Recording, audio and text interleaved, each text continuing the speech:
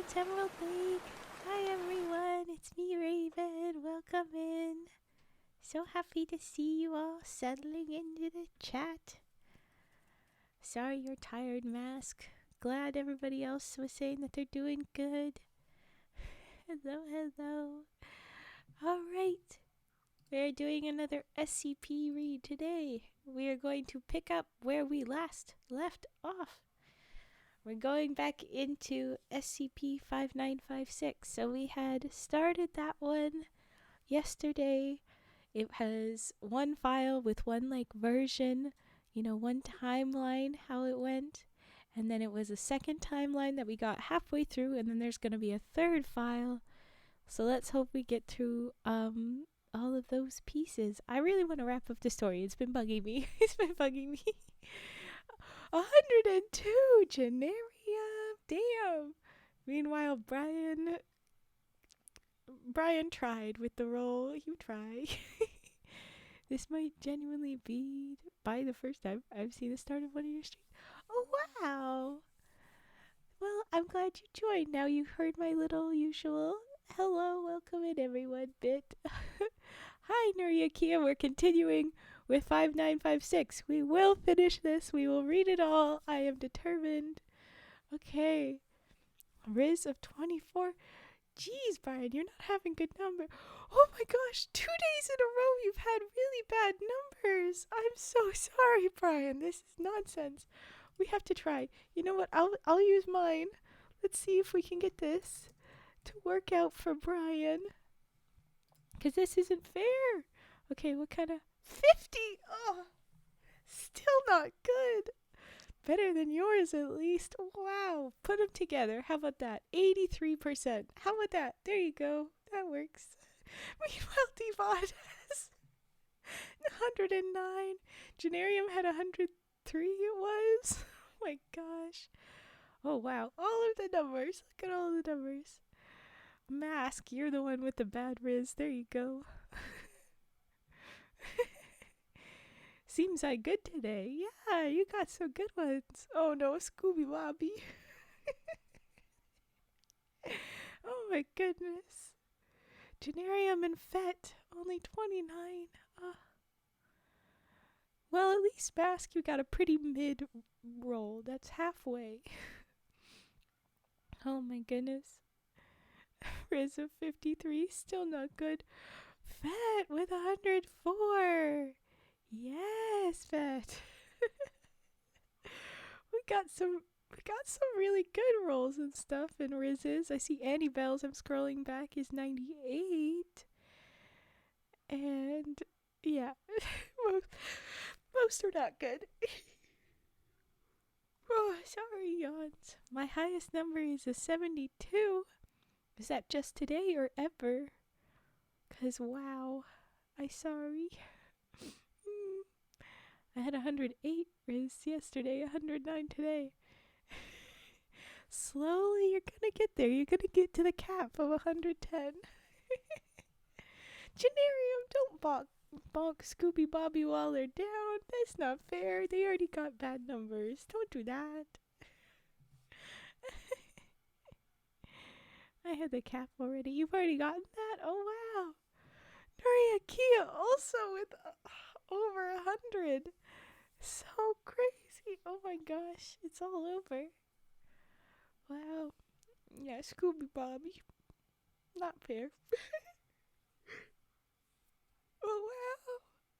16 for nuriakea. Never 100 love or 20 roll. Oh wow. Sorry. Got a half hour. Got a half hour lunch. These perfect place. Aw, well, thank you, Turt. Welcome in. And Turt got the cap on Riz. What the hell? Oh, wow. 110. Oh. You got my cap on the Riz numbers. Wow. Oh. It's really only really good or pretty bad numbers today. Sorry, everyone. Mostly high rizzes. Most people got a high riz. I'm swooned. Yeah. Hey, Turtle only got 44 on the love. Scooby Bobby bonking back. Heck yeah. Bonked. Cat jam. Alright, okay. If we have gotten all of our numbers. Sorry, Mask. Guess I had those good Guess those good numbers I had were a fluke. I think the numbers you have right now are just lies. That's all. But we'll see. Oh my gosh, I'm yawning. Oh my gosh, how am I yawning so much this quick? And in like rapid succession. It feels really weird. Okay. I have the plan to pick up where we left off with 5956. So we have the Resno Cannon. That's where you can talk to your past self to make sure that your past self does stuff to make the future happen as it should. And then the next move is that we saw one timeline. We saw this, paradox timeline that fell apart because there was a paradox with it. And then we have, a whole other collection of documentation in this. Oh my goodness, what have I done to myself? Okay. We're halfway through what happened. So basically, the one site, it starts collapsing. Everybody's turned into other things and dying. The only survivor was Dr. I think it was Willis or something. I remember it being a W last name. Being the only survivor of the team, and they have to relive this every year. They go back, and everybody else is revived only long enough for them to all die again. And everybody has to follow specific instructions that were given to them, because otherwise they can't confirm that it would definitely put, brain. It would definitely put everything off a little bit, and then maybe it wouldn't happen that it all got contained.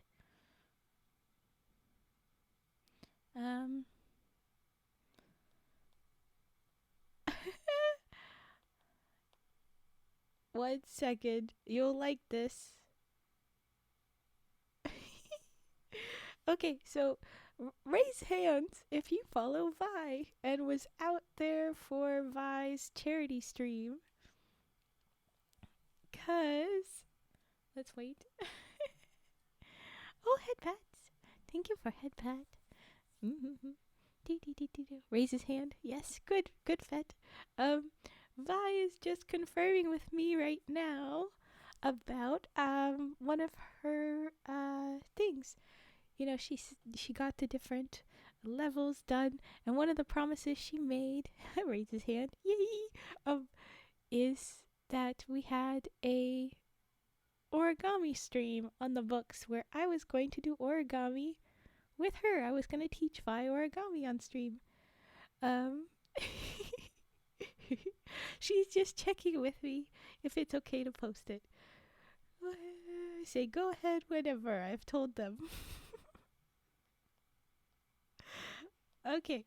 We will be doing our origami stream this week. Yay!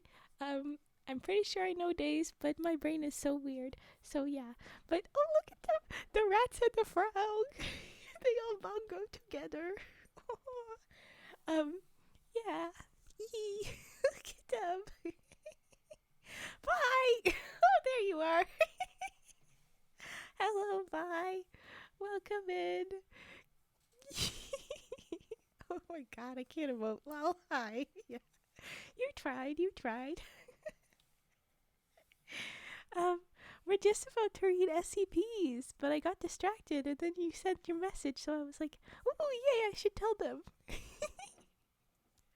Okay, so we're gonna do our thing. I'm doing the maths.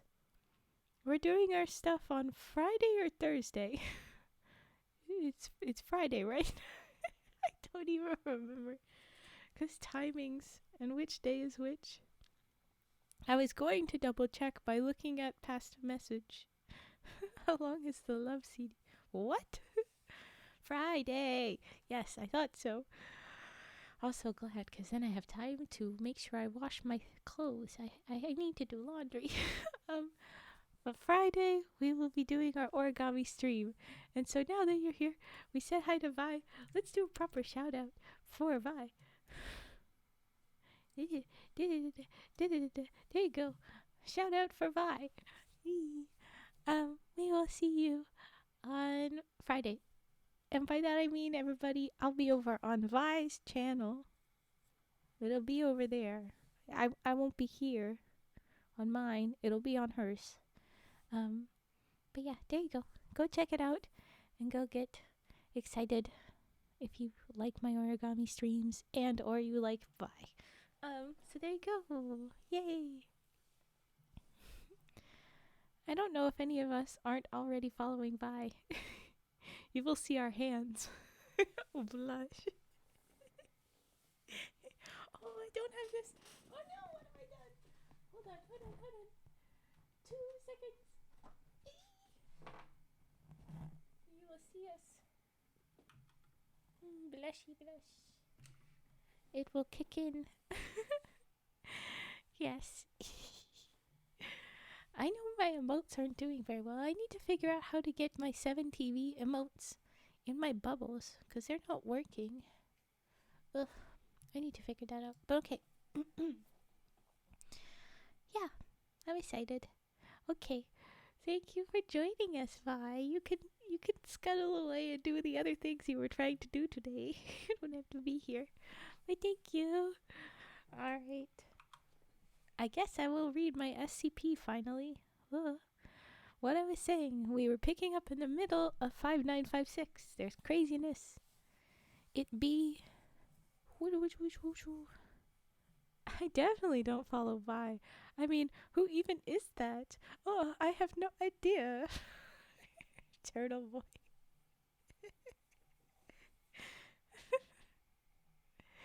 You sillies. But I'm very excited. I get to hang out with Vi. We get to do origami. I'm going to bring fun papers. It'll be good. We won't be using the little sticky notes, but I'll bring some of those too in case Vi wants to try at the sticky notes. We'll use proper paper. Scuttle away like the rat you are. I'm only joking. Yes. Alright. I'm gonna start back in properly, officially. I turn on 5956 continue. Technically, this is the one that's written out as one of the 001s. Yeah, I'm making cinnamon. Oh my gosh.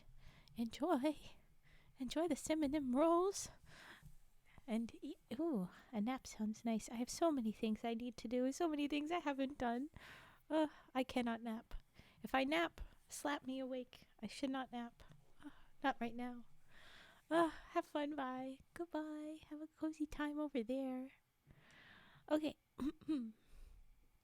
We had finished off the remains of Harold Blank, Dr. Harold Blank, being turned into a tomato smushed. And that was the last person that go die. And it will rest. It all right. All wrapped up. But here we go.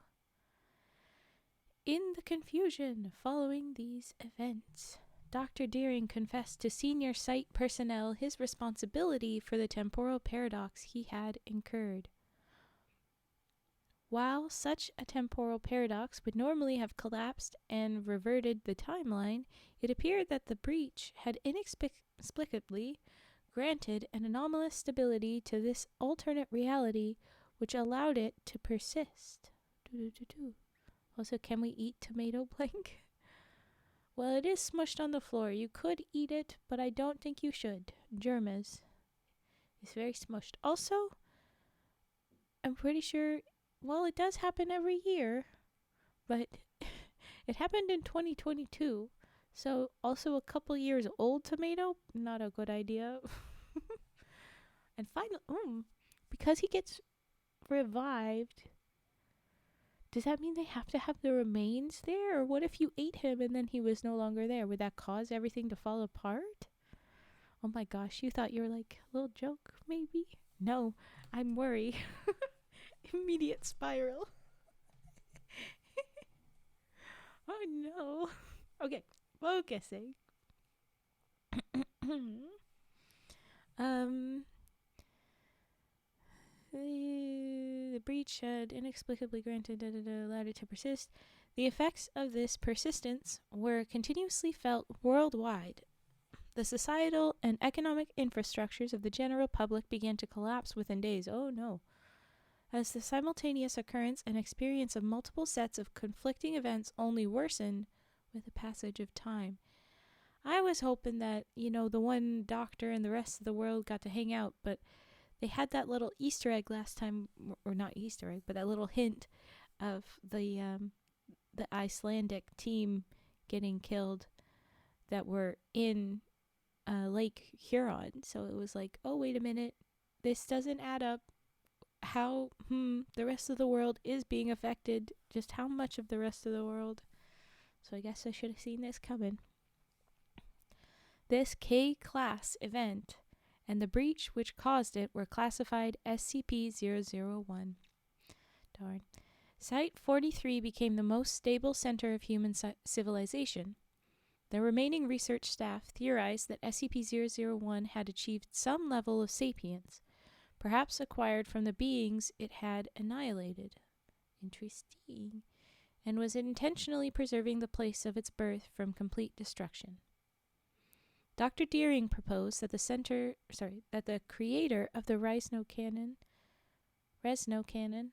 Dr. Placeholder McDoctorate, be located and questioned as to its whereabouts, but we already know from nuriakea last time that this world's Placeholder McDoctorate disappeared.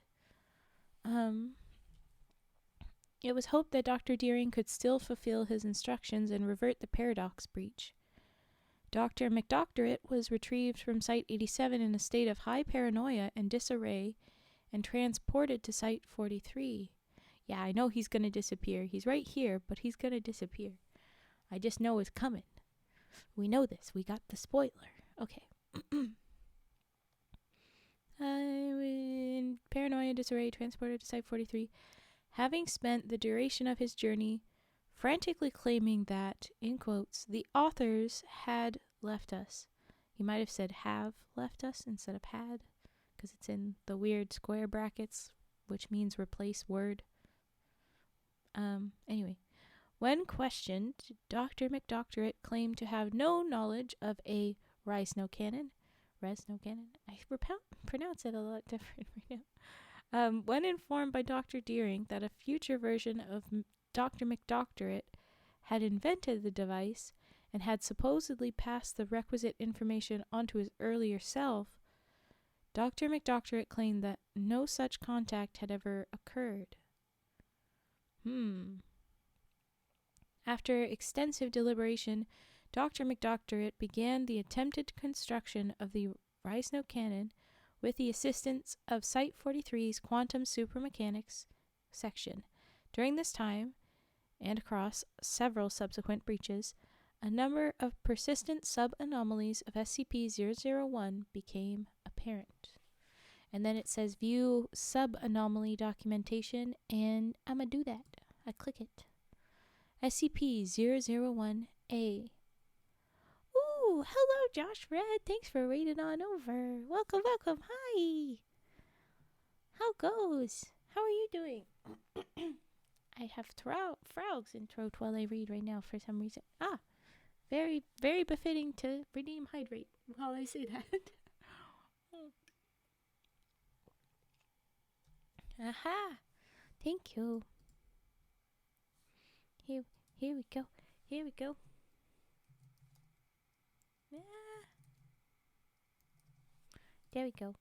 Good little shout out. I was like, I slowly pulled it together. Thank you for raiding in. Come settle in. Take care. Or leave if you have to go soon. Because you have been doing the stream. Go look after yourself. Okay, so we have SCP-001-A. First sub-anomaly. A is an apparently sapient being dwelling within all reflective surfaces in or around Site 43. Oh, yes, I was waiting to hear more about this one. This one sounded very interesting. Okay. This being resembles former janitorial and maintenance technician Philip E. Deering. Ooh. It is wearing his uniform and resembles his appearance at the moment of his death on 8 September 2002. Its skin is red. Its burst eyeballs have run down its face, and onto its uniform jacket, and it jerks erratically when it moves. Everything is red at this point in this paradox area, so I guess it makes sense that this guy is all red. Okay. Also, is this Deering, the janitorial dude, related to Dr. Deering? I want to know. I want to know the tea. Okay. SCP-001-A is almost uniformly hostile to the personnel of Site 43. Any individual coming within range of a reflective object is in immediate danger of violent attack. They are brothers? Ha ha ha ha! They're brothers. Oh no. That's unfortunate that Dr. Deering has lost a brother. Wait, did Dr. Deering die? Wouldn't Dr. Deering have died also with everything else? Oh wait, it says brother right down there. Okay, yeah, they confirm it in just a few paragraphs. Okay. All the distractions on me. Oh my gosh. ASMR is tough. Oh yeah. It takes a minute to settle in for sure. And I don't know how well I do it, but I'm doing. Oh, I'm gonna quick cough. Nah. Okay.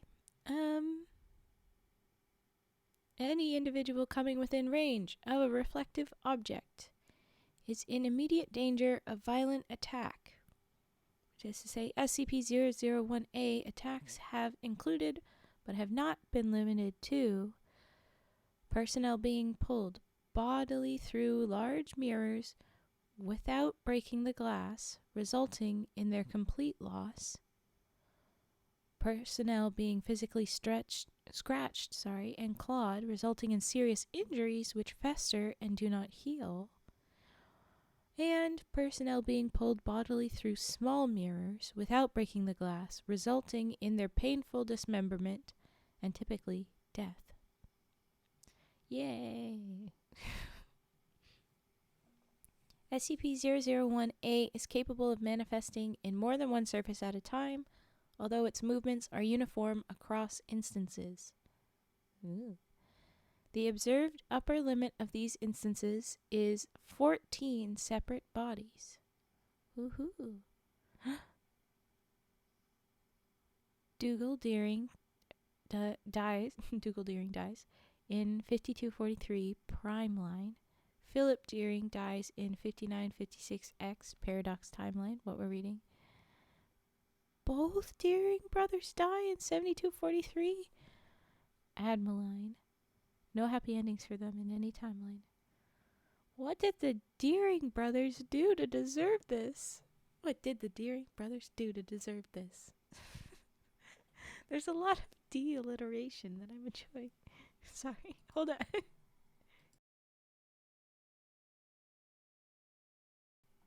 Froggy throat laughs. I'm sorry.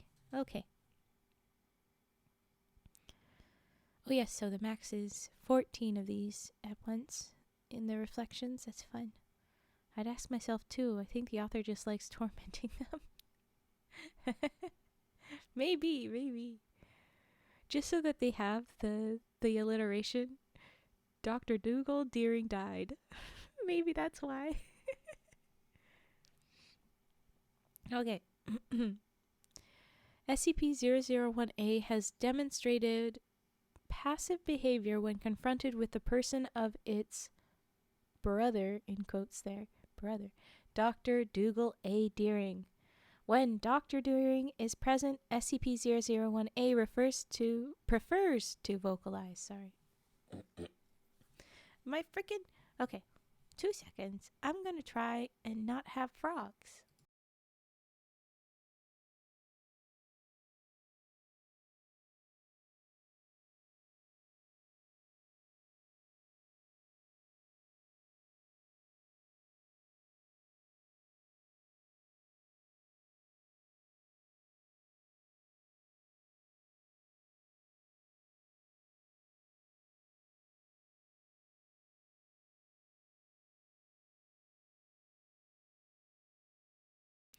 Okay. Yes, it appears that the frogs seem to be gone. I clear my throat, and then I laugh, or something happened, and I'm like, oh no, there be frog. And I feel like one is about to happen again, even though I just cleared throat.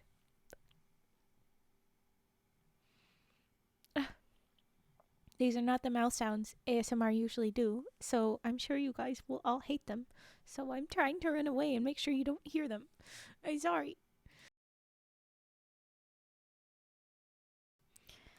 What can I do? Oh well, okay. Hopefully this is better. Alright. Alright, so he prefers to vocalize when he sees his brother. Well, the fake man sees the real man's brother. Whatever. These vocalizations take the form. How already? Within a sentence. Do you hear? Do you hear how it changed?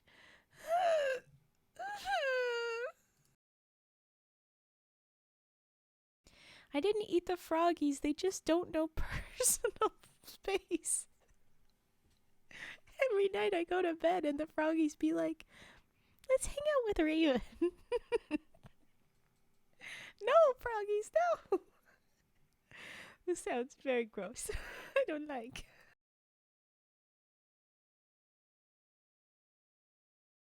Okay, we go again. How many frogs? Oh no. Okay. These vocalizations take the form. Stop eating them. I'm not eating them. And you making me laugh is gonna make more happen. I just know it. Okay. just gonna have my water in my hand the whole time. How about that?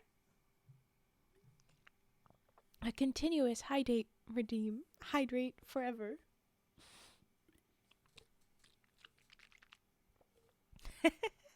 That one. That one's the permanent hydrate from Fet. Thank you, Fet. You don't need to. I was gonna do that just fine.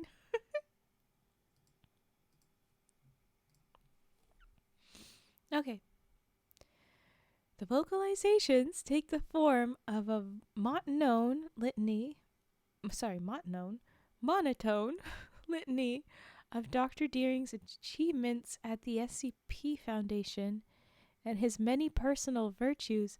So this guy that's a monster-looking guy to Dr. Deering, appearing only in reflections, killing people at will, who never talks normally, when that guy sees him, he gets to see this fake brother with his eyes dripping out of his head because the eyeballs burst and fell, that's just telling him about his life and how he's so great. This is so uncomfortable. For anybody else, it's still uncomfortable, but for him, specifically Dr. Deering, I would lose my mind. Oh my gosh. Okay.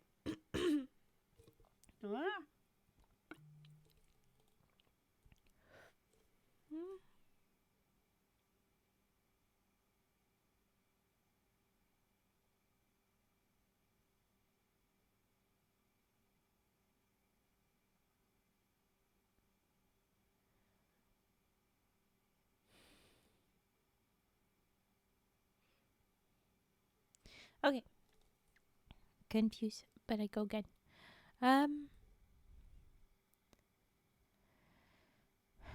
At no point will SCP-001-A look directly at Dr. Deering, and he alone among the personnel of Site-43 cannot hear its vocalizations. Oh! I was saying that would be so uncomfortable for Dr. Deering, but apparently he can't hear it. That is so weird. All reflective materials at Site-43 have either been made opaque or kept under strict containment procedures. We saw that before. We read that. But yeah, all of them is done to prevent SCP-001-A manifestation. Specialized eye drops, Solution 001-A, developed by the mimetics and countermimetics section, prevent SCP-001-A for manifesting on the lenses of human eyes, although these drops must be administered every 4 hours to remain effective. Manifestation of SCP-001A on a subject's eyes immediately induces them to dust. Ooh. Or induces them to burst. And brain death soon follows. Wow. Well, yike. That was SCP-001A, the very uncomfortable fake brother with the broken eyes in the reflections. What's SCP-001B? What's the next freaking horror that they have to deal with? SCP-001-B is a cognito-linguistic phenomenon surrounding a specific string of 41 characters from the Latin alphabet Arabic numeral set. Oh gosh, this one sucks. This string possesses a meaning in English, has furthered theories that SCP-001 is a sentient entity attempting to punish those individuals it deems responsible for its creation. Now I paused there because I'm going to read what it means, but here's what you laugh at me, nuriakea? Sorry. I feel like whenever you make comments, I'm like, this is Nuriakea's story, and Nuriakea knows this stuff better than me. What have I done? Which part did I mess up? And so when you laugh at me, I'm like, what did I do? But I'm like, oh no, Raven, you're also just stupid and funny sometimes. So it could be that. Could be that. Because Nuriakea is very nice. Nuriakea would not make fun of you. It's okay. Anyway. the English meaning, they have it in brackets what the Latin alphabet and Arabic numeral set, it's just numbers and letters. Here's what it is. It's Doctor 1, Dougal 2, Deering 3, cannot 4, change 5, the 6, past, which is so ominous. Dr. Dougal Deering cannot change the past, but weirdly interrupted by 1, 2, 3, 4, 5, 6. And there's no spaces. It's all one string. But yeah. Wow. Okay. Sus Frog is showing up in the bubbles. That's good. I don't know why he's not showing up in the chat very well. That's funny. Okay. Oh, darn turtle. Well, take care. Have a good day at work. I'm glad you were here for Vi's visit. Bye-bye, bye-bye. Have a good time. Okay. Yes.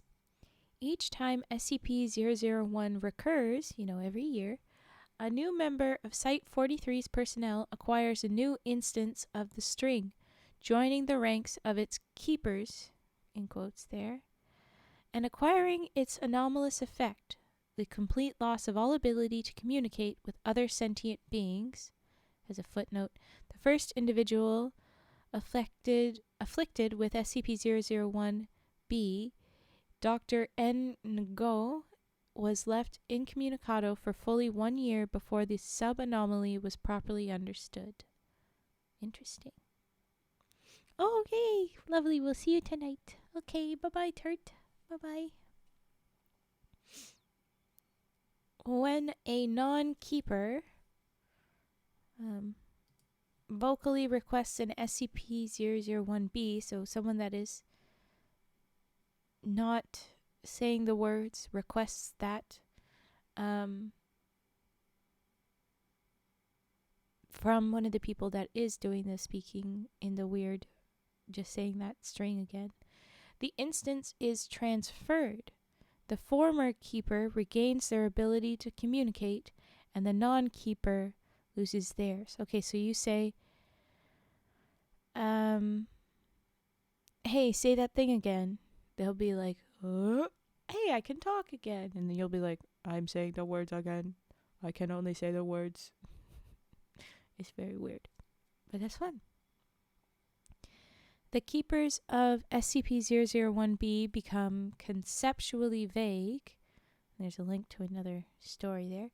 To their fellow staff members, And as they cannot communicate, they are unable to indicate their status as keepers.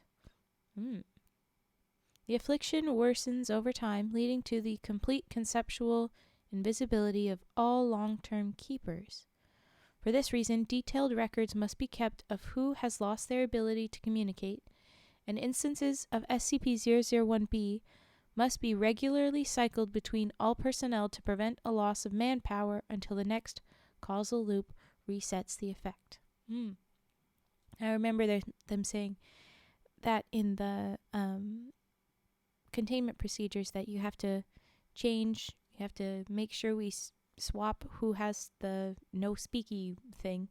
So there we go. That's how they do that. The number of SCP-001-B instances at play increases by 1 each time the causal loop repeats. Oh no. In 2026, the Memetics and Counter-Memetics section proposed disposing of one iteration of SCP-001-B each year by presenting it to Dr. Deering shortly before his scheduled death. Dr. Deering has agreed to this burden each year, though it renders him incapable of communication in his final moments and appears to cause him considerable emotional trauma. Well, that's very rude. Could we give it to someone else that dies instead? Maybe the tomato?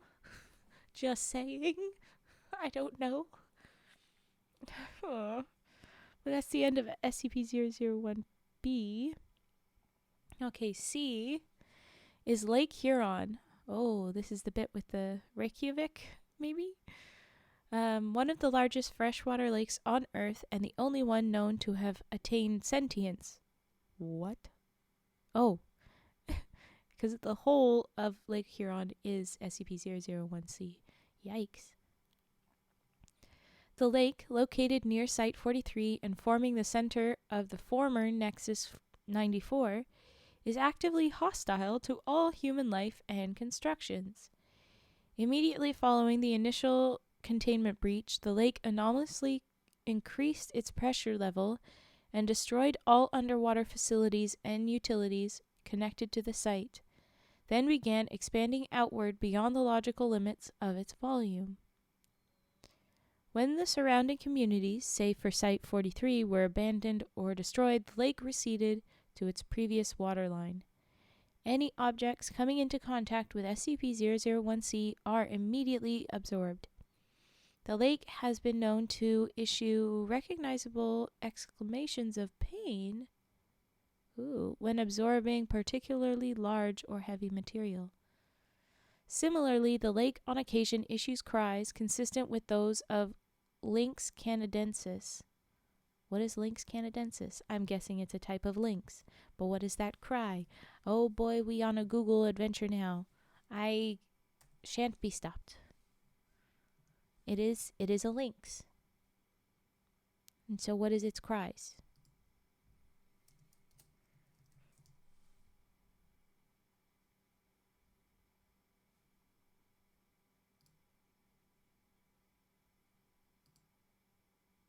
Oh, I'm going for it, y'all.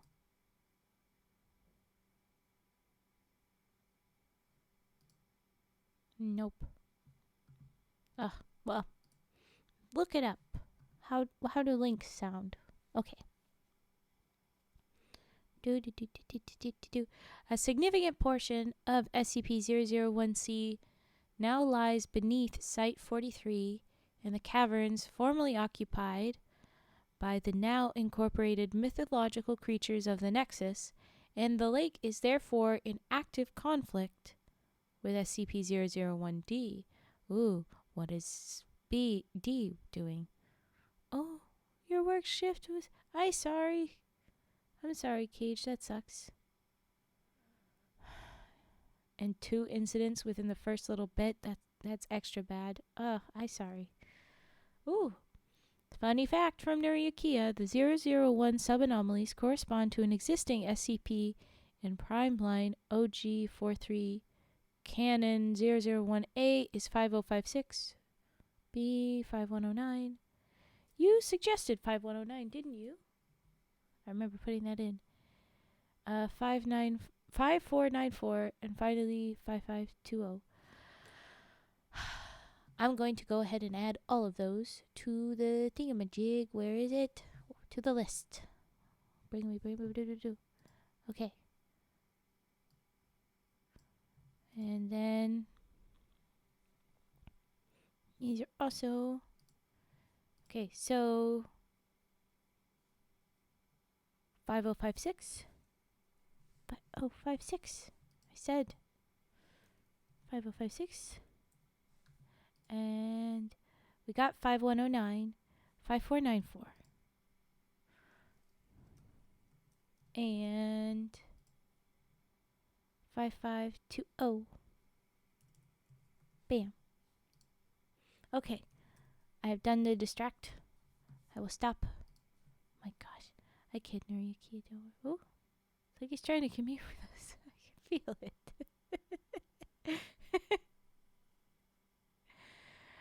Oh, I'm glad you get a chance to relax now. Rest in peace. That sounds like a threat. Okay. That's all. I want to read these guys now, but I'm a little bit concerned. The whole of Lake Huron as a lynx. I don't know.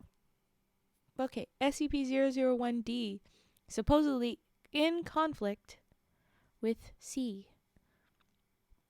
LeBlanc, back me up here. You need the violent expert. Oh no, you're in trouble, Gage. Okay.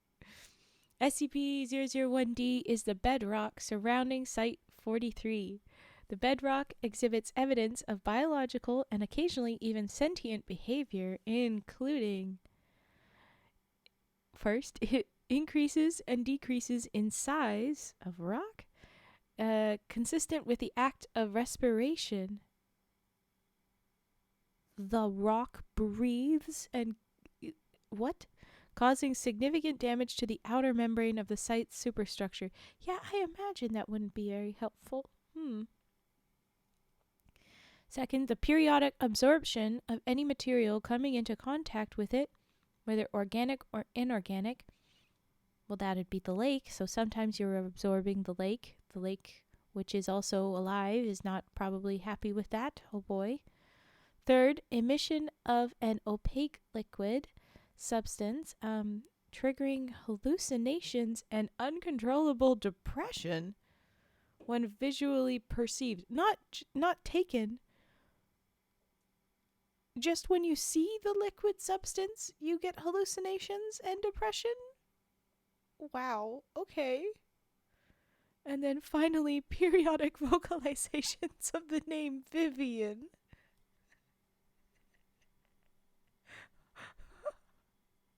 What? That's the old dementia-ridden gay reality bender Win Ridderek in the bedrock. Oh! Win's calling out to her love, Vivian. Is that okay? Wow! That's so... a lot. Wow! And this whole time, fighting the Lake Huron magic thing. Oh my gosh. Okay. Wow. Alright. Back to the rest. Here we go. Over the course of 1 year, Dr. McDoctorate, we're back to what happened to Dr. McDoctorate. We know he disappeared. Here we go. Over the course of 1 year, Dr. McDoctorate, through strenuous experimental development and brute force, developed a functional prototype of the Resno cannon. And we have a footnote here that says, during the final days of its construction, Dr. McDoctorate was contacted by a future version of himself. Hey, there you go. With the relevant instructions to finish the device. It is assumed such instructions were not sent further into the past due to lack of temporal stability. Yes, I see. Okay. However, to compensate for its enormous energy requirements, several site functions, including... Yawn attack. Sorry. Compensate for all that stuff. Several site functions, including Achromatic abatement and security and containment duties were temporarily disabled. This was predicted to provide enough power for approximately 30 seconds of intertemporal synchronization across a 21-year duration. 30 seconds over 21 years, so like forward 21 years, back 21 years. Okay. On 2023-09-08, September 8th in 2023, Dr. Deering prepared to use the Resno cannon to synchronize with his past 2002 self. When yawns attack, part unknown to many yawn attacks. Wait. We're gonna attack my yawns. No, it's fair. They're crazy. Okay. So he's going back to his 2002 self. He had communicated to site personnel that he no longer trusted the instructions he had been given in 2002. And had no desire to prevent the containment failure he had prevented in that year. Instead, he intended to instruct his former self to allow the 2002 breach to occur in the hopes this would restore the correct version of the timeline. Oh, I don't think this'll go well, but okay. After meticulous recitation of his plans, Dr. Deering entered the quantum supermechanics section of the site and activated the cannon. Meanwhile, site personnel began to notice a gradual increase in both local anomalous activity and temporal instability. Oh boy. Sorry, I took too big a breath. Okay. First thought to be symptoms of Dr. Deering's correction of the timeline, these reality alterations were allowed to continue uninhibited until 1821 hours, at which point the three sections affected by the original event were anomalously reverted to their 2002 configurations. Oh no. All personnel killed during that event were spontaneously resurrected, and the containment failure occurred for a second time. Okay, so this is how it got started up again in 2023? I thought it had been happening every time.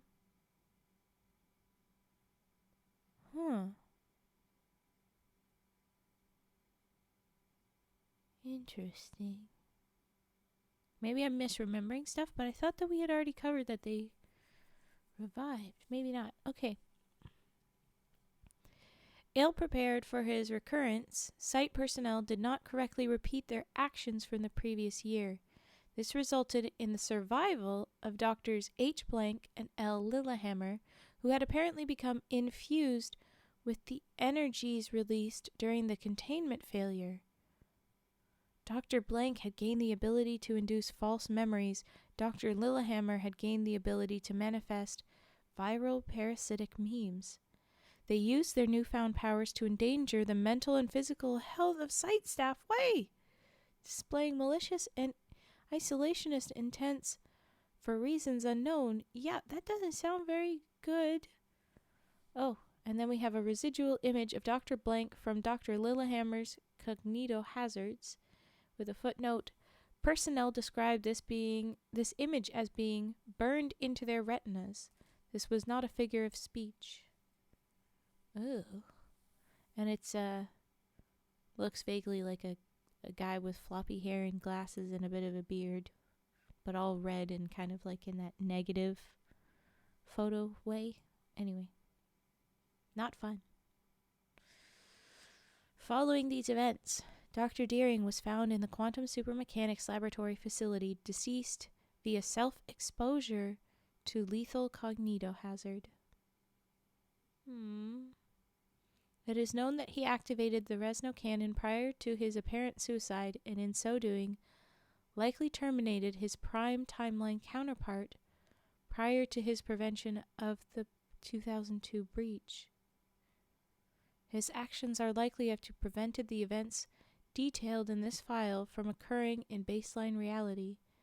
They should also have resulted in the collapse of this alternate timeline, which has not thus far occurred. Dr. Deering left the following note to explain his actions. Oh no, here we go. Just readjusting because oh boy. I fell asleep a bit. Oh, I am honored, Lahunk. I am honored. Okay. It says Philip, to his brother. You might think I don't love you after what I'm about to do. You might become certain, underlined, I don't love you. You're never going to hear from me again, and you might not ever know why. I hope that someday, somehow, you'll understand the reasons behind the things that I've done. I suspect our resourceful extratemporal overlords are already looking over my metaphorical shoulder, hoping this confession will help them to understand what went so terribly wrong in this worst of all possible timelines. I'm glad that you're calling them overlords. Good for you, my guy. Okay. If nobody else got me, I know Lahonk got my back. Unless they fall asleep. Yep. And he say, cheer to that. He say, little kitty that says cheers. It's so cute. I like the sparkles. I know I've seen it before, but I didn't get a good, careful look at the bow tie bouncing and everything. Oh my gosh. Raven has bread for brain again. We're not focusing. Okay. Everybody likes the little cheers kitten. Thank you. Thank you for sending me more cheers kittens. Okay.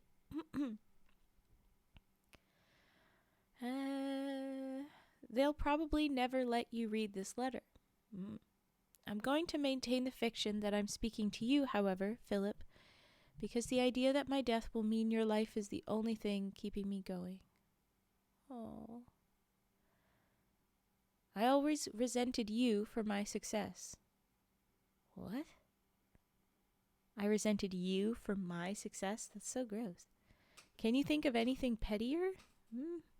Me with my 2 doctorates and my super secret laboratory, irritated beyond belief by your laziness and lack of ambition. Oh wow, we're getting into the family drama. The more vital I became to the Foundation, the more I hated to imagine my brother pushing a mop down some godforsaken sewer hole. As if having a working man for a brother somehow undermined my own achievements. Yeah, and how was that lazy? You called him lazy. Rude. And then I undermined them myself. Let me tell you the story of my failure. When I received that fateful call from my future self, you didn't even know we were working at the same facility. I'd kept that from you. I didn't want to see you. I didn't want people to know you were my brother. And then that voice started speaking in my head. ... There were 2 of me, he and I, if you like, and he told me that if I didn't do something very specific, things very, very quickly, there was going to be a disaster. It was going to kill 7 people and leave you a miserable wreck, and 20 years later I was going to try to relieve you of your burden, and that was going to get you killed. I don't even remember what it felt like receiving that knowledge, but there's a security camera in my office, so I know what it looks like it felt like. It looks like it felt like someone had told me the entire world was about to end. I wish you could have seen what the knowledge did to me, what that knowledge did to me. Oh, what's this? Banana, run! Why running, Banana? Where you run? Oh, just 'cause there was an Anna before that. Ah, I like that. Okay, focus.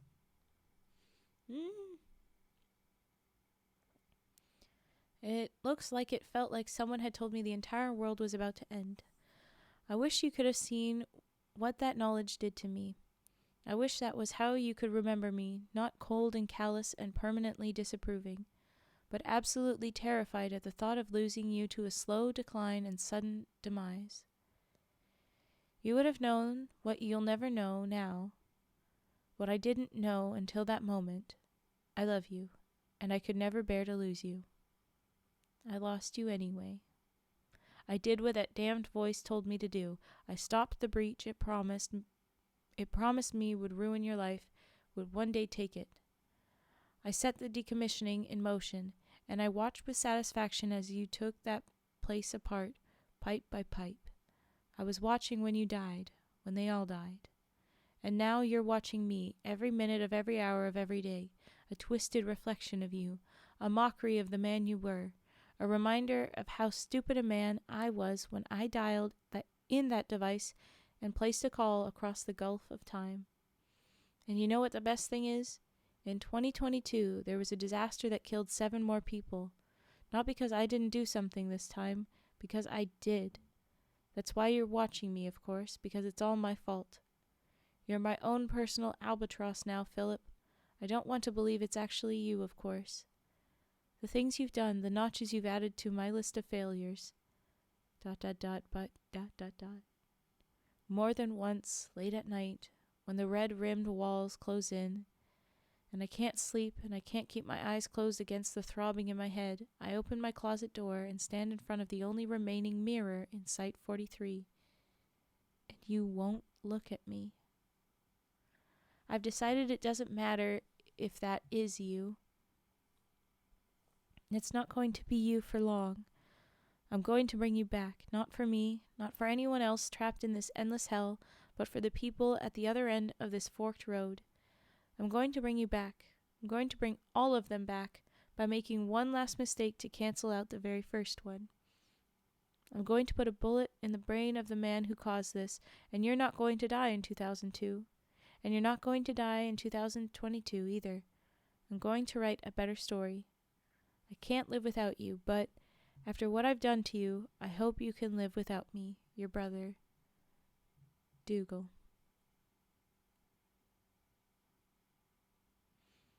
So, does that mean that that's the reason this all fell apart? Because he didn't do the things to make sure he called himself? Okay, I've clicked for more observations to be reading. These special containment procedures for SCP-001 ensure that each reprise is identical to the original breach, because each reprise is identical with the original breach. These are not reenactments, but are rather reoccurrences of the actual historical event. Oh, hey, Crummy Water! Thank you for subscription. I just see this. Oh my goodness. Oh, yawn. I say that I'm not yawning at you. I am yawning at my inability to keep from yawning. Money Frogs! Thank you for subscribe. Okay. Anybody else with the Money Frogs, you know what to do. But thank you, Crummy. Glad you're sticking around. Bongo Frog. Okay. I focus? Yes. Alright. These are not reenactments, real reoccurrences. Hi, Darkstorm. Go ahead and lurk away. All good. Failing to adhere to the special containment procedures will actually change the course of history. As 0908-2022, they keep changing the way that they put the dates in here. They've done it differently a couple of times. But anyway, as of September 8th, 2022, recedes further into the past, the potential for these new realities to diverge further from baseline increases exponentially.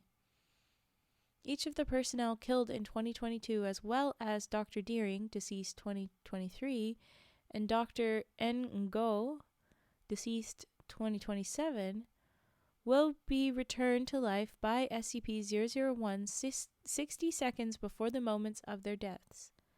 They are sapient human beings with physical forms and agency, and will behave as they did in the years in which they died, so long as their respective contextual triggers are received.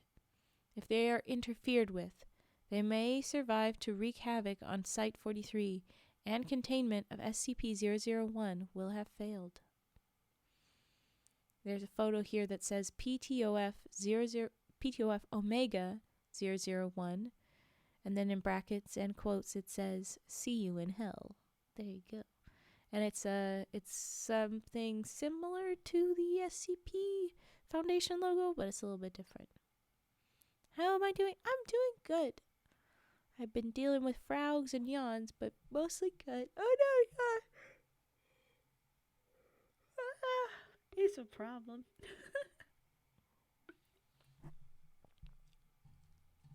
Seriously, severe yawn attacks. Okay. I hope you're doing good, Darkstorm. Let us know. Drop it in chat. Okay. The 9 personnel who were not killed by SCP-001 but directly participated in its containment, Chief R. Ambrogi, Chief Janet Guilherme, Dr. D. Marquet, Chief A. Mukami, Dr. B. Del Olmo, Agent S. Radcliffe, Dr. R. Worth, and later Dr. D. Deering and Dr. A. Zlata have self-organized into Provisional Task Force Omega 001. They are tasked with replicating their original actions as perfectly as possible.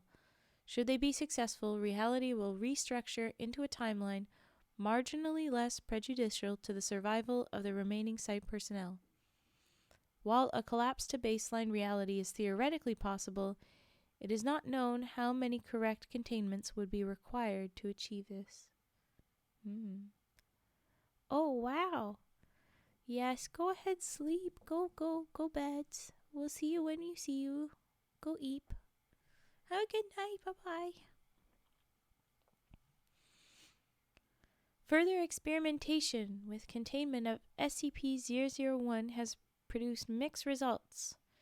An attempt was made in 2025 to more effectively orchestrate PTF Omega 001's containment duties by appointing an additional staff member to provide precise time signals and cues. This resulted in Dr. Adrian Zlata becoming incorporated into SCP-001 as a containing individual.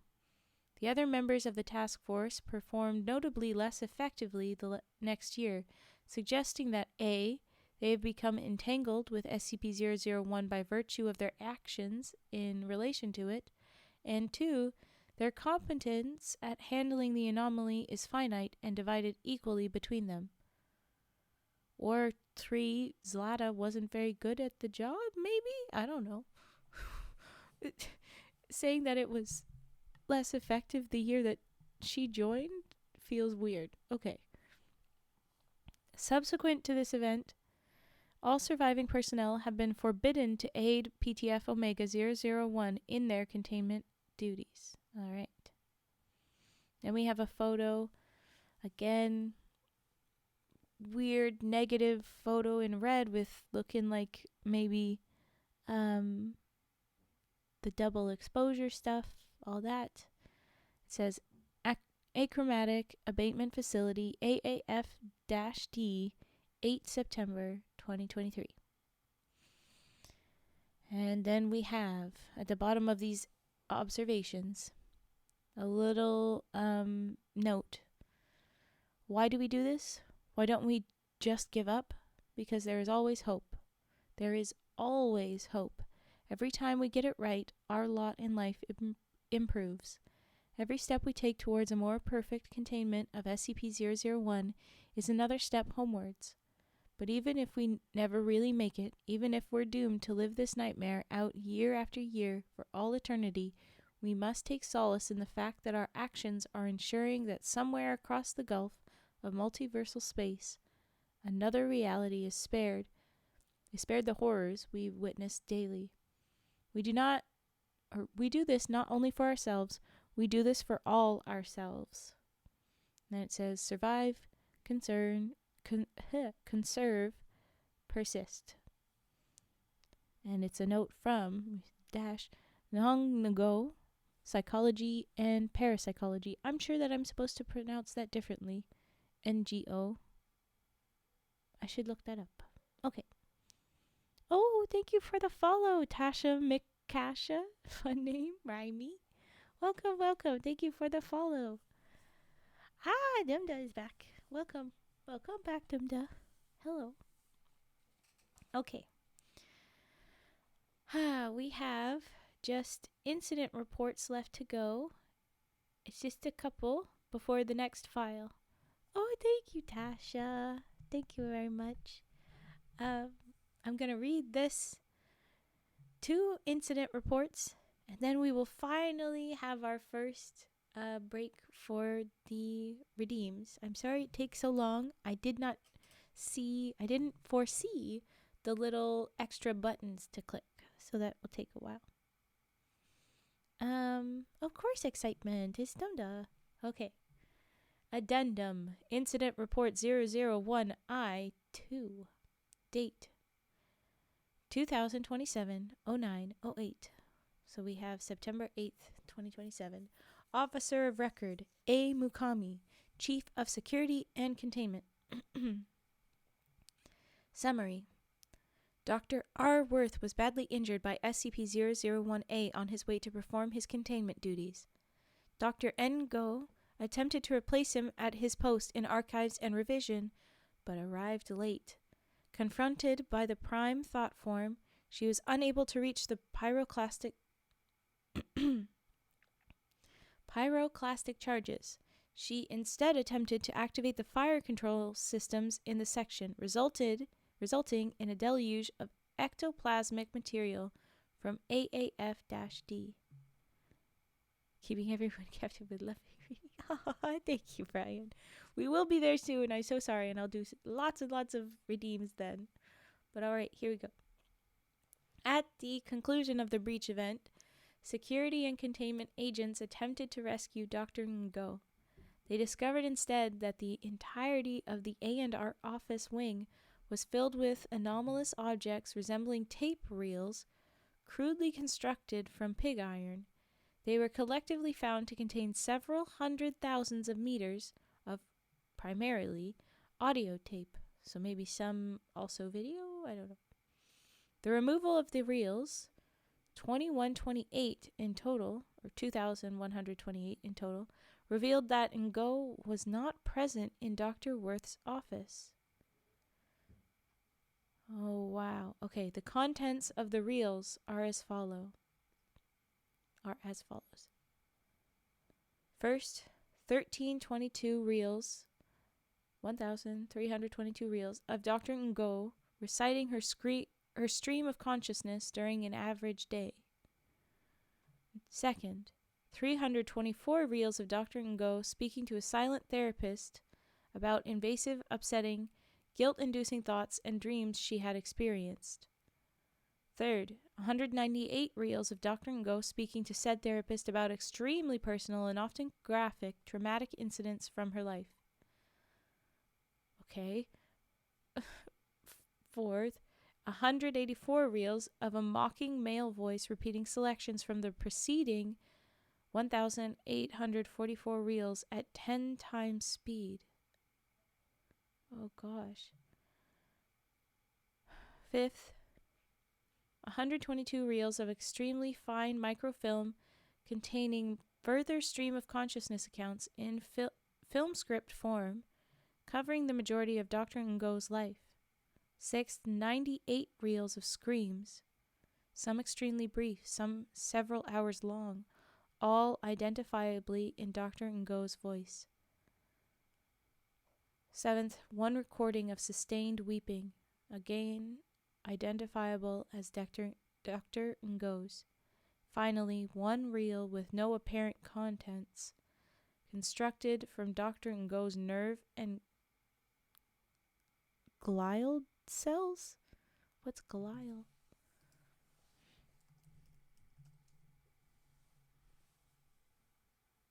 Type of cell provides physical chemical support to neurons. So this is a brain thing. Wow. Okay. Deeply ungood. And then there was a photo here of red, multiple exposed, real photos. Remains of Dr. Nhong Ngo, partial. So it's one of the pieces of her remains. These reels and the tape they contain are indestructible.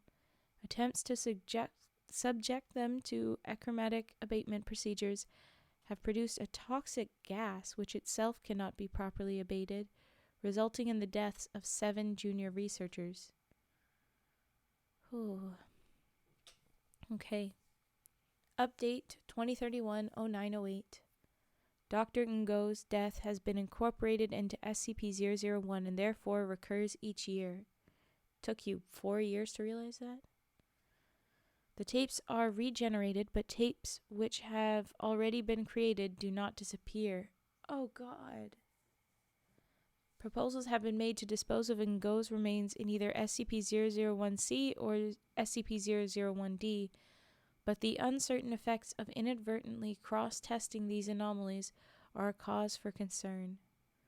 Furthermore, Dr. Worth's extrication from archives and revision has been immensely complicated by the appearance of Dr. Ngo's remains, which badly batter him upon manifestation. Approximately 2 hours of labor is required to extricate him, during which his injuries cannot be treated. Oh no.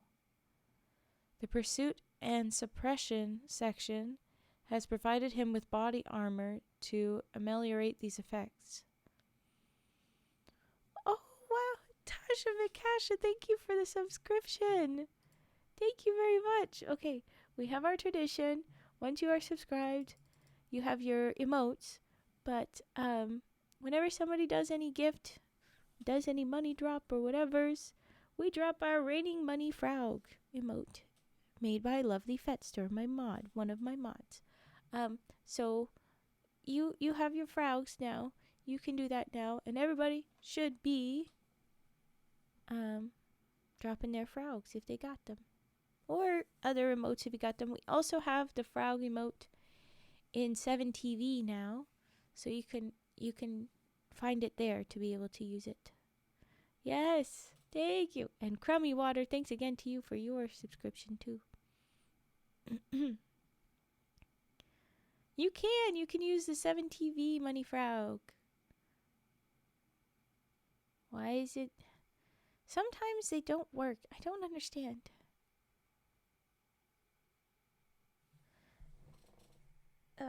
Okay. All right. I go ahead. I go again.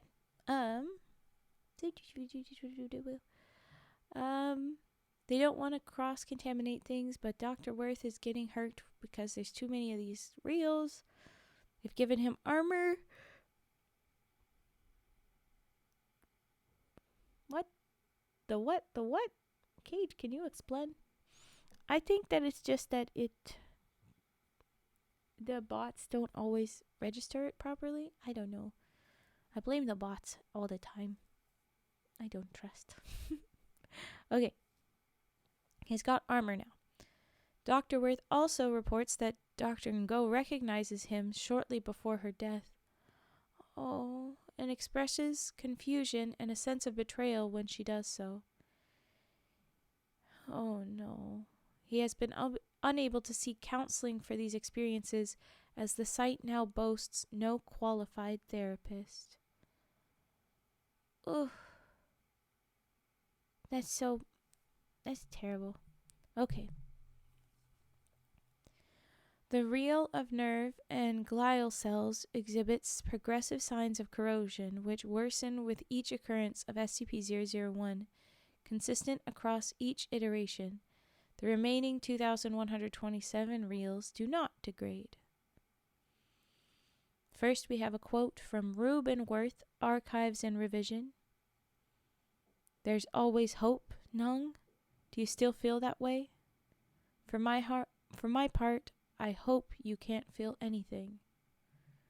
And then from Placeholder McDoctorate, Quantum Supermechanics, the quote, there's a way out of this mess, and I'm going to find it. Until that day, keep performing your duties, keep up your spirits, and keep drawing your breath. No.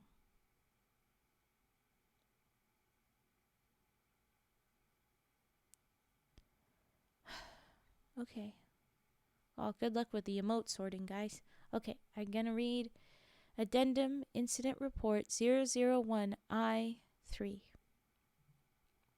Date 2033, 2 years later, on our September 8th again. Officer of Record A. Mukami, Chief of Security and Containment. Summary, place is missing. Placeholder McDoctorate.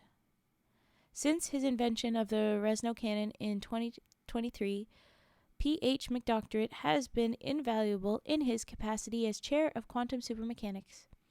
For the past year, he has been highly focused on the construction of a new device, allowing his mental and physical health to decline in the process. He has been incredibly secretive about the intended function of this machine, and, when pressed, claimed he was, quote-unquote, going to find a better way to write a better story. Concern. Dr. McDoctorate was last seen by Agent S. Radcliffe today at approximately 1800 hours while he prepared to fulfill his containment duties. Yes, and you're supposed to be saving money, Cage. Don't be doing that. I remember, don't be gifting. Save your monies. Okay. Following successful amelioration of the breach, Dr. McDoctorate, the machine he had been constructing, and the Resno cannon were all found to be missing. Surveillance systems in all relevant areas had undergone spontaneous failure for reasons unknown. The loss of Dr. McDoctorate does not bode well for any hope of safely collapsing our reality to baseline. Nevertheless, if our understanding of SCP-001 holds true, the Resno cannon should temporarily reappear each year such that it can be used by Dr. Deering to fulfill his containment duties. Update 2023-09-10. A couple days later, after an extensive search of Dr. McDoctorate's office, only one document pertaining to his final project was found, a handwritten note containing the following 3 words: Paradox Exodus Machine. Ooh. Oh no. Update 2034-09-08. So the next year, on the day that they're supposed to do this, there's no cannon. And if I'm correct, I'm going to scroll way back because I'm pretty sure that it's here. They had just said that you have to use the cannon for his duties. Dr. Deering has to use the cannon. Yes, at 17-18-22, Dr. Deering must activate the Resno cannon and contact his prime timeline counterpart, saying the words, "There is no cannon." Ooh. So now, he done fucked up. He doomed the timeline. And there's no more written on it because I assume the world imploded. Oop. But yeah, that is the end of 5956, aka 001. But there is another file, and this one is I guess just called 5956 Offset 2. And it's the prime timeline version. So that's something. But okay, we're going to take our redeems time now. Let's go back to that. It's been a while. I was going to say a minute, but that feels severely underestimated. I feel like it's been a full ass hour. But okay, here we go. We'll transition and we'll adjust. I see the posture check. We'll do those now. Ooh, big move about. Oh, all right. We have beaded bracelet, singing frog, singing bowl, singing frog again, glass jar, bubble wrap, singing frog again. Wow, lots of singing frog. I think I will interrupt singing frog every 2. So we'll start with singing frog, then beaded bracelet, then singing bowl, then singing frog again. If that makes sense. Yeah. Oh gosh. To be fair, the first 2 redeems were from before I started the story. So there you go. But yeah. All right. Eep, eep, eep. Okay.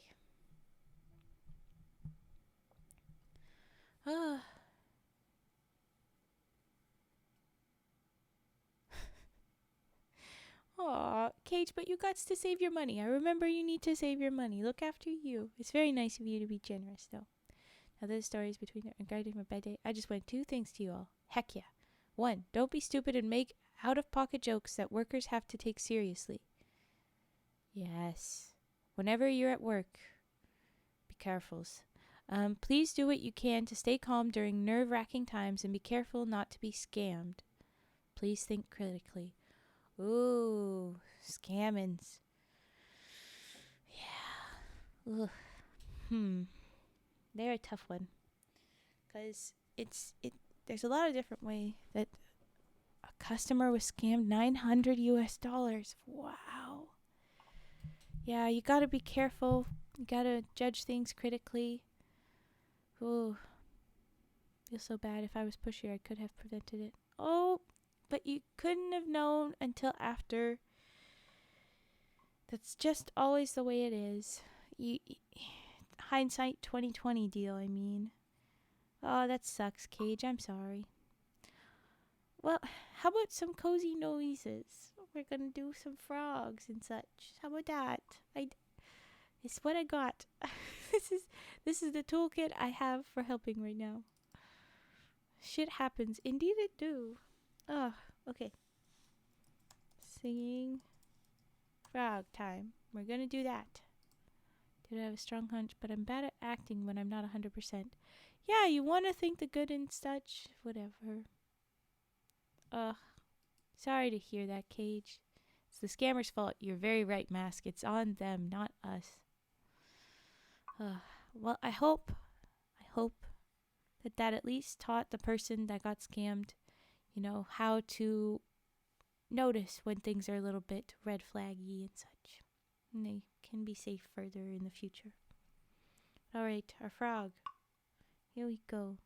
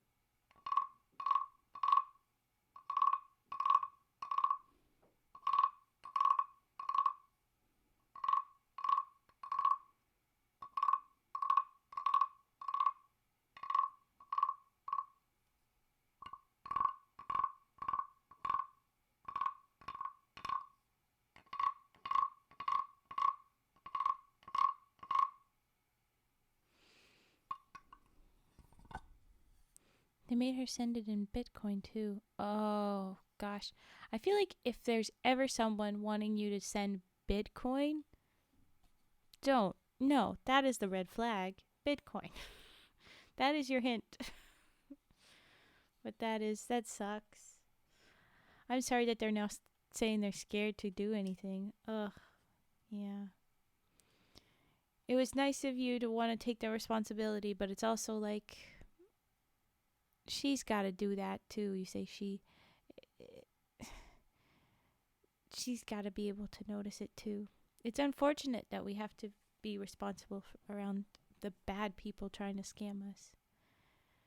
Anyone trying to get any money from me is a red flag. Yeah, I'm too broke for that. The machine had 3 warnings that she bypassed because of the heat of the moment. Was it one of those where she was like threatened kind of thing? Or she was just like, because I would listen to the warnings. I don't want to get too heavy, but they use an AI voice clone of it. I knew it. That AI needs to be scrubbed from reality. Can we please? I'm not even kidding. I want to scrub all AI from reality. Not all. The art and voice ones at least. But oh gosh, that just sucks. Yes, it is way too dangerous. I need AI to do robot things, not art things, not voice things, because that is taking human people away. That is taking our art away. And it is causing these ways that they hurt people. This and like the way that people scrub all AI. That's SCP-6488. Yeah, generative AI, I guess. But like, it needs to be gone. The stuff that's just for the fun, that they were just like, oh, well, what if? No. No. The AIs that help you do calculation stuff's okay. But oh my gosh. The fact that anyone can do that stuff locally on their personal computer means, yep. Oh, that's so awful. I'm sorry about all of that. That sucks. Okay. Yes, I want AI to do my laundry and dishes. Not the other way around. Really, AI to work on the robot-y things, not for the art things, but yeah.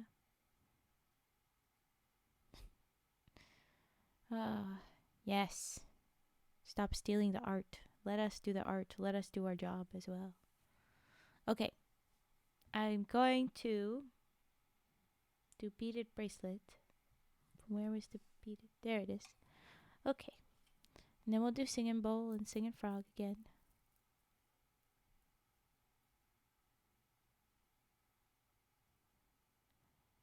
Don't BT. Yeah, they wouldn't have done it, but it does. They trained it on that person's voice so that it could be able to do those things. There are artists that would do those things and then couldn't. Plus, there's a bajillion different actors that would recreate the SpongeBob voice and would be paid if a YouTuber wanted to make something like that.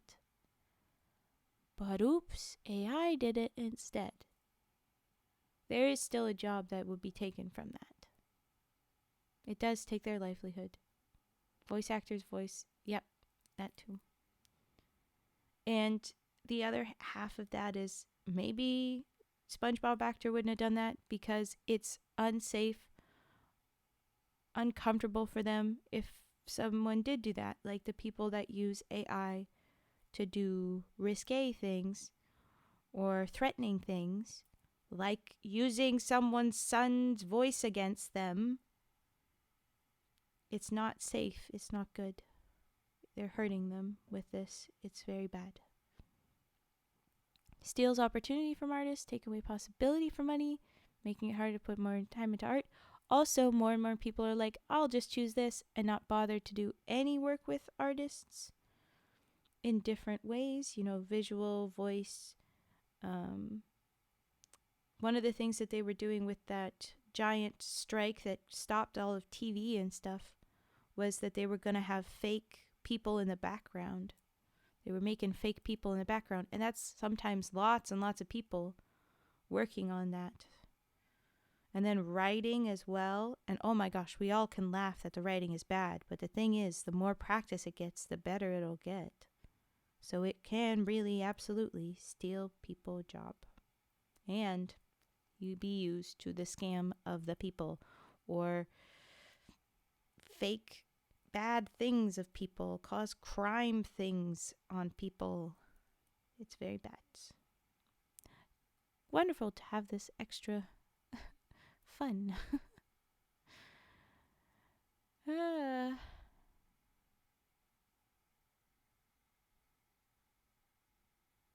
was... The scary thing to remember is that right now AI is the worst it'll ever be. Yep. Same thing with the climate change. Isn't that great?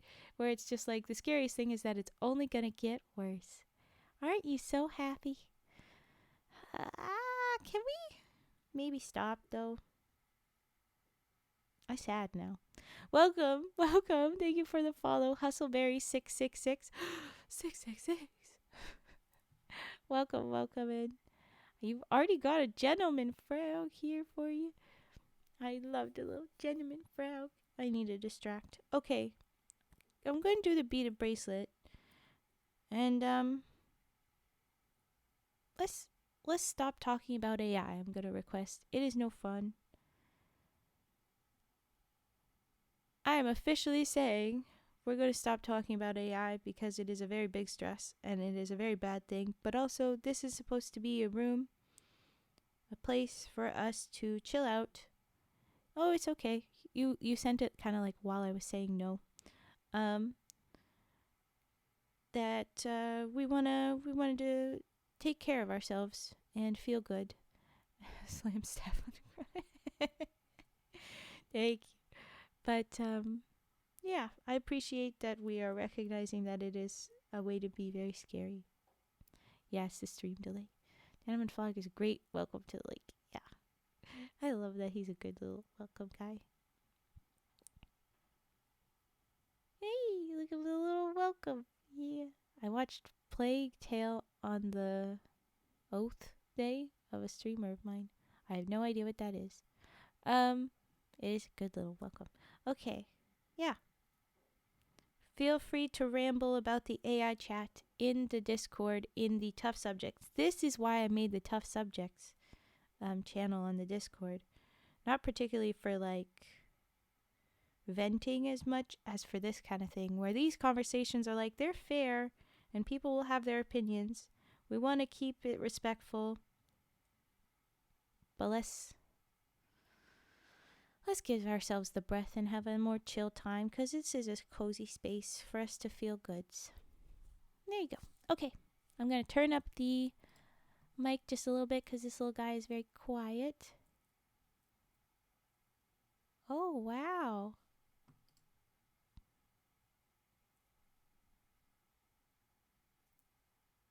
Yeah. We are an 18 plus channel, so if you aren't an adult, we will have to be getting rid of you, Hustleberry, but hopefully you can stay respectful and comfy in our groups. Yeah. All right. Here's the bracelet. We're going to do that. It go up, it go up. Here. Okay. Oh wait, I have to change that. What am I doing? I got so distracted by our big chat.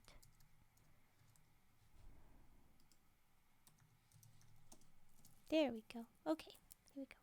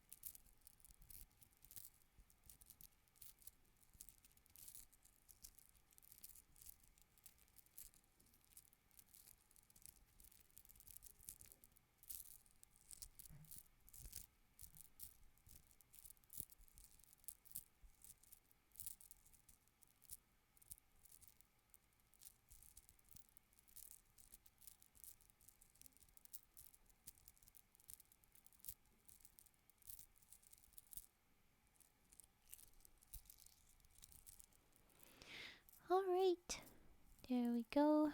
I put the bracelet down. Gonna change this up. Carrying the cat around, that's great. And yeah, that's why we have two mods, Cage. So that you the one of you, when you have a bad day, the other one gets to be the fast on the trigger. Thank you, Fed, for watching out for that. It didn't even make it into the bubbles on the chat. That was so fast. It was so speedily. Now we've got singing bowl that we'll do. And yes, let's all keep trying to keep to my rules here, that we are respectful. I know it's heated to have the different opinions sometimes. And I don't mean to be like, you disagree with me, so get out thing. If you disagree and you think AI is cool, I think it can do very cool things. Yeah, I don't need us to turn into a big fight, and we have addressed some of the opinions, so we can keep having the chat elsewhere. There you go. Yeah, we have to just kind of trust them. With age. Singing bowl. Here we go. Singing bowl.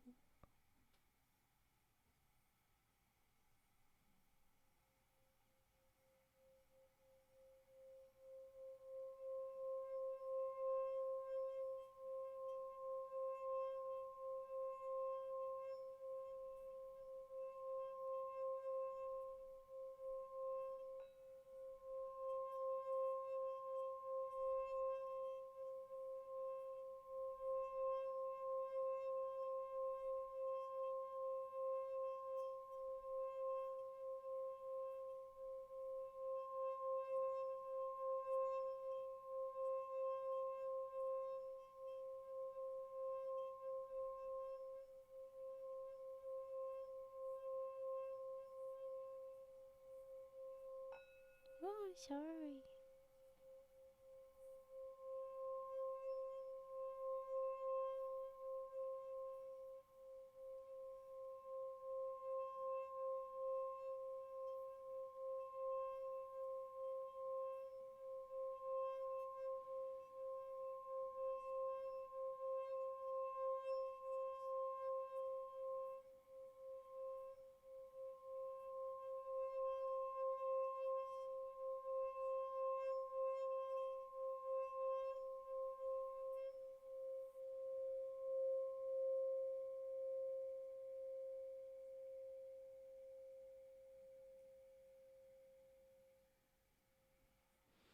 There is our singing bowl.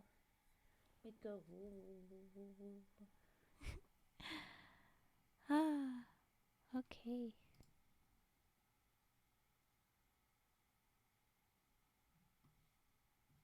And now we'll do singing frog again, because we had so many frog requests.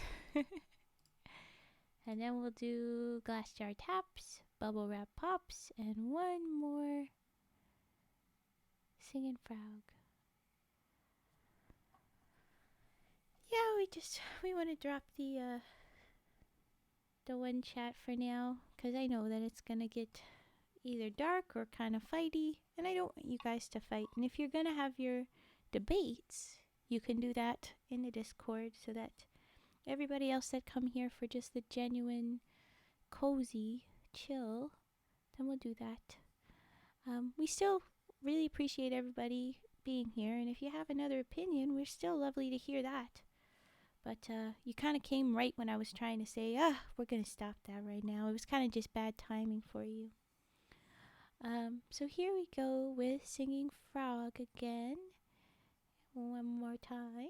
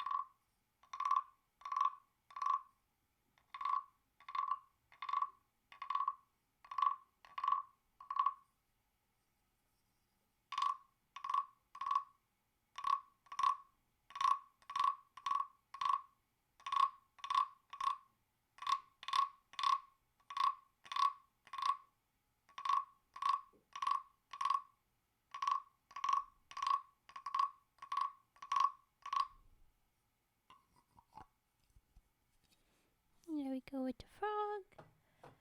So now we'll go ahead with glass jar tappy taps. Who wants some tappies? Okay.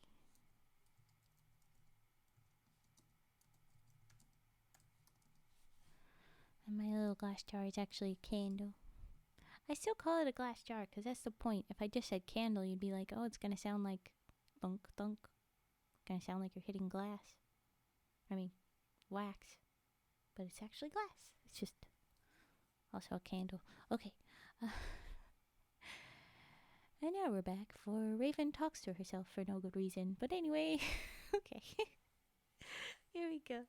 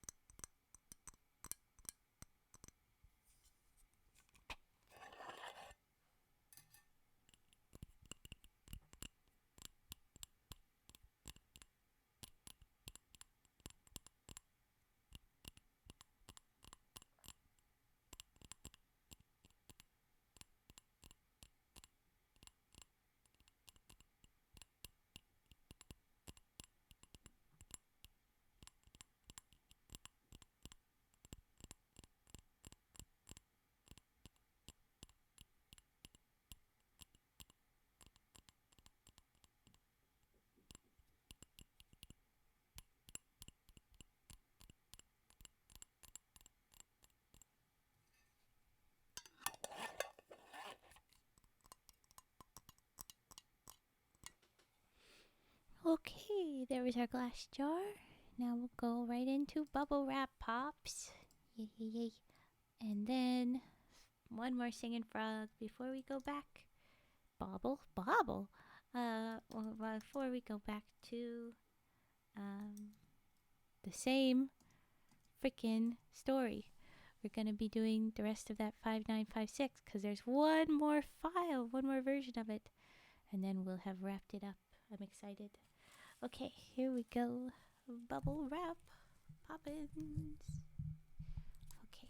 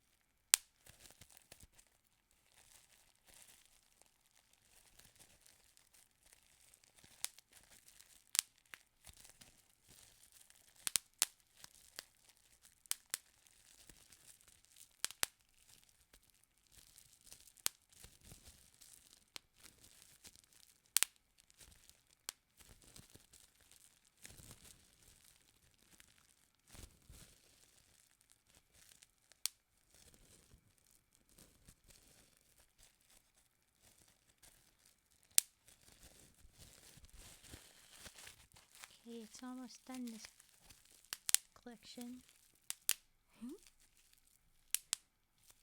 This particular sheet has been notorious for having bubbles that feel like they're about to pop, but then you pop them and it's like the air pushes over to somewhere else. So wringing it out is necessary. Oh, there's another one there. Okay.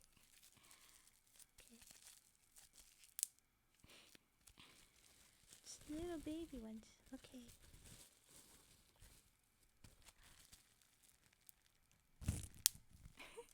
I'm gonna guess that that was the very last one. There's not really much air left to him. They're not cooperating. So I think that's the end of our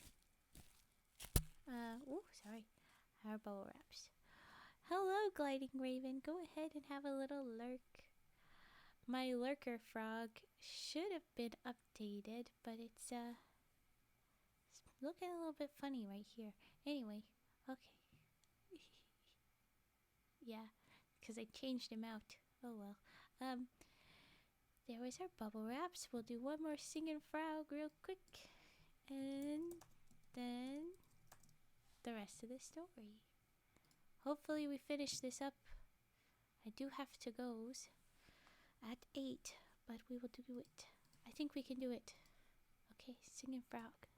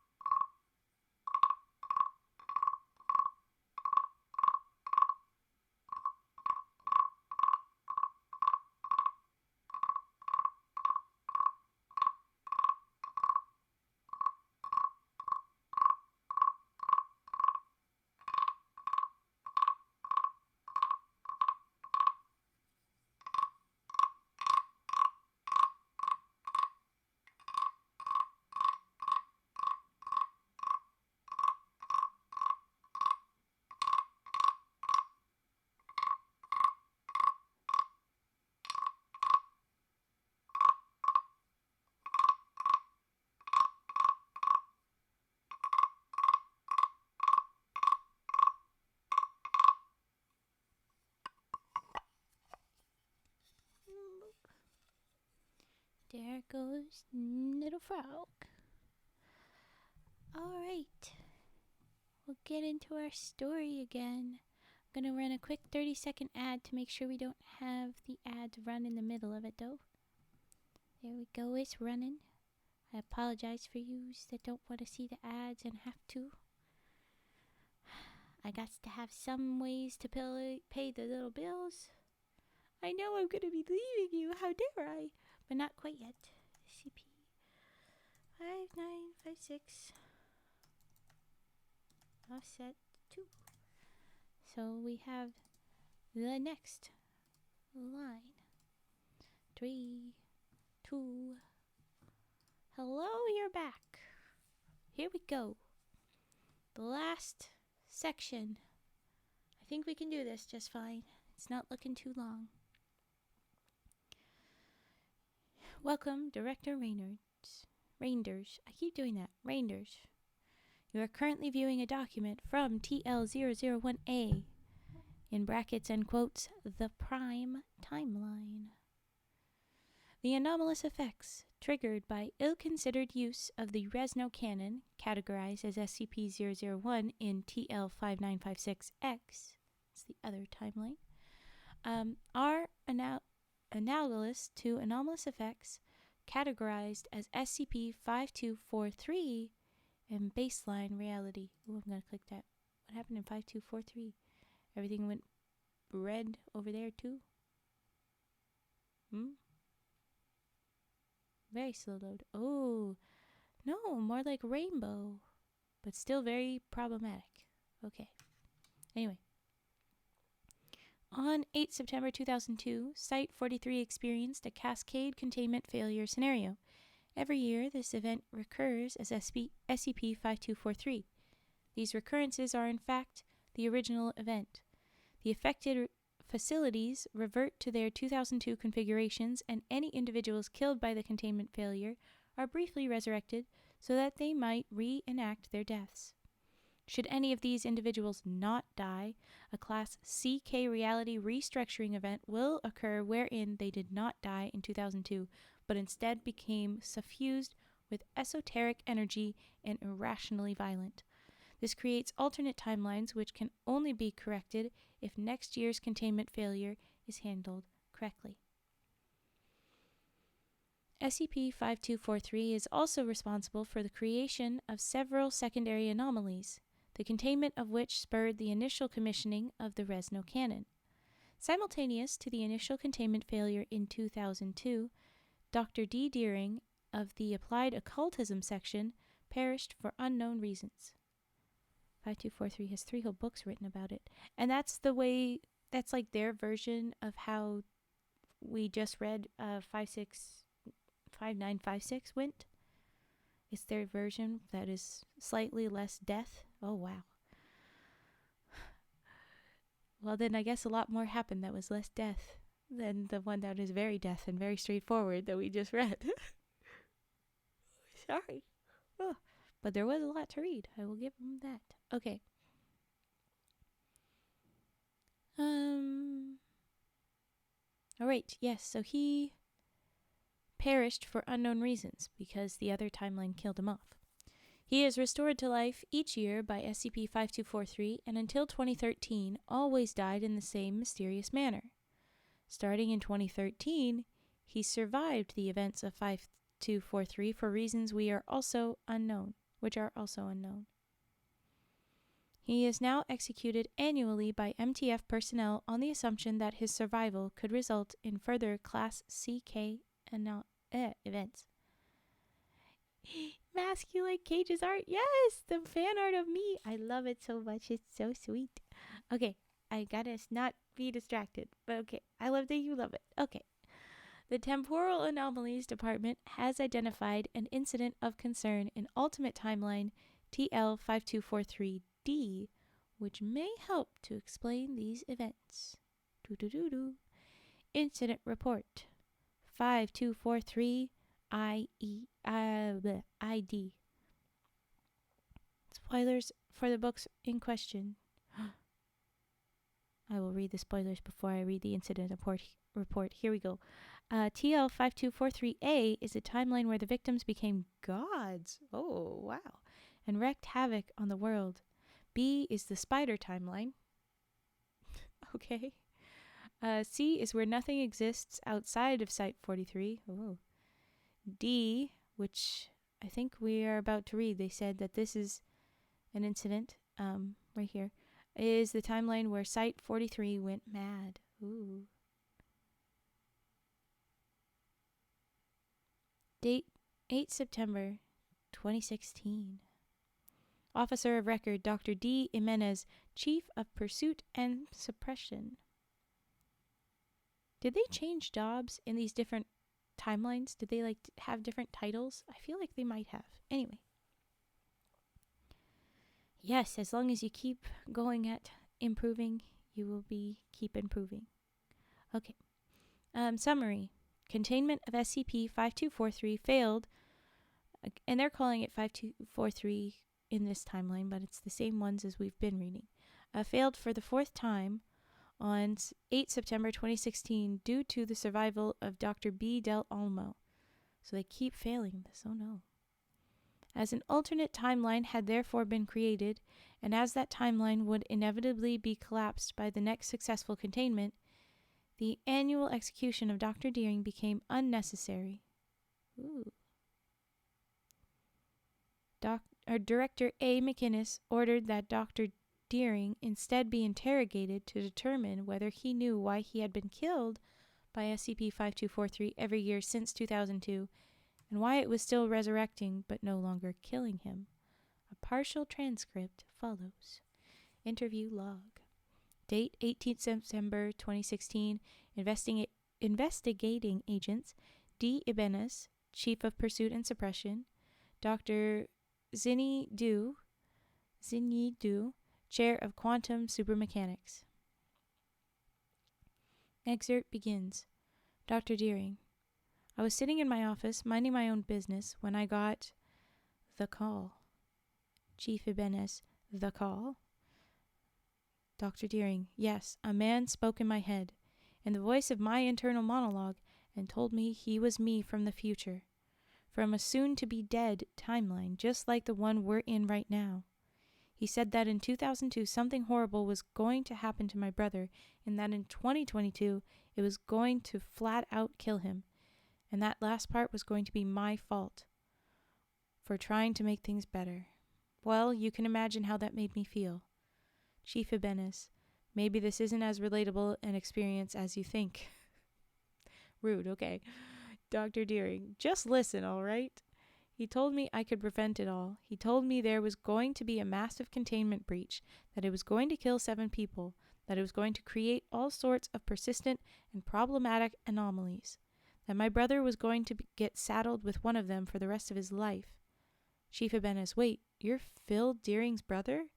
All he got was a mirror monster that calls him names. Dr. Deering, that's...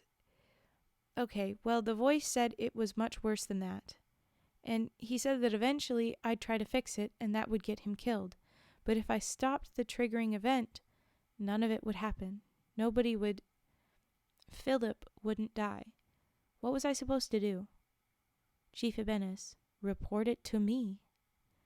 Dr. Deering, he told me not to. He said the only way to keep the timeline damage to a minimum was for me to dump the effluents out of AAF-D, stop it from blowing, stop the whole disaster from occurring, and that's what I was trying to do, Chief Ibanez, except you died.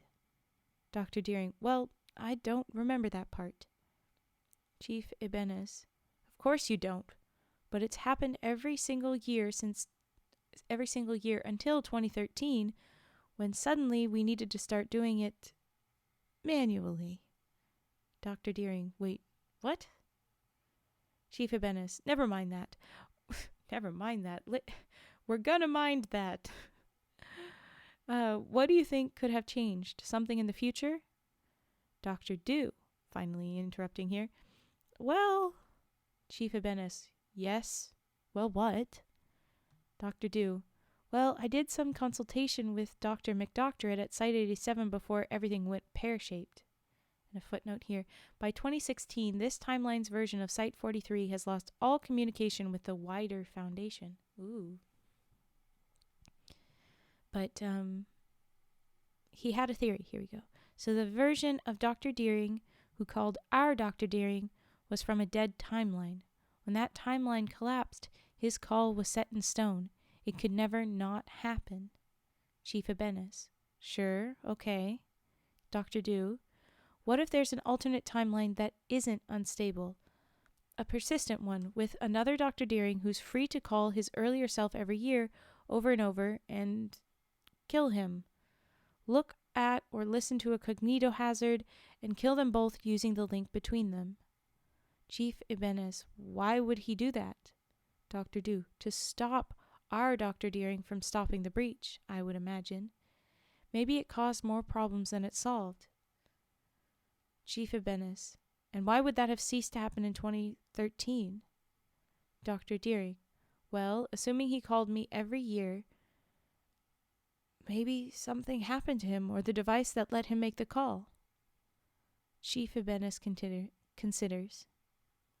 Chief Ibanez, but if this alternate you killed you, we need better terminology for this, then 5243 didn't kill you. So why is it bringing you back every year?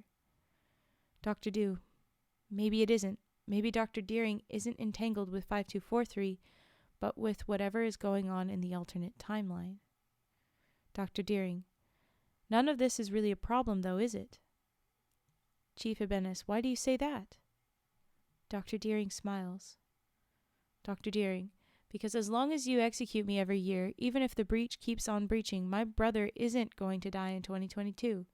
I won't be around to do whatever it was I did. Chief Ibanez, and that's good enough for you? Silence on recording. Dr. Deering, no, but what matters is that it's good enough for him. Excerpt ends. Oh. Okay, so that's the end of that one. We finally wrapped that up.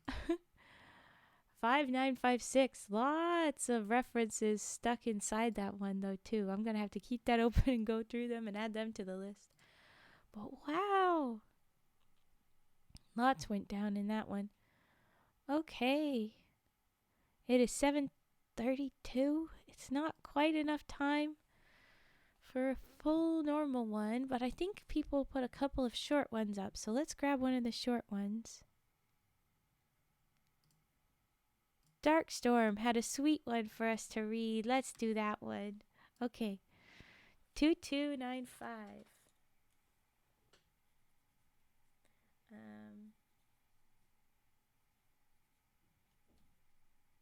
I'm going to just quickly. Okay. SCP 2295. And then over. Woo, woo, woo, woo. We need you to say that too now. SCP 2295. That's what we'll read.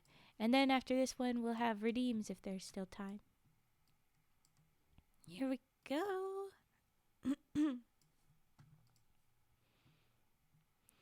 Item number SCP-2295. Object Class Safe. Special Containment Procedures. SCP-2295 is to be kept in a standard containment locker within Storage Wing 25 in Site 37.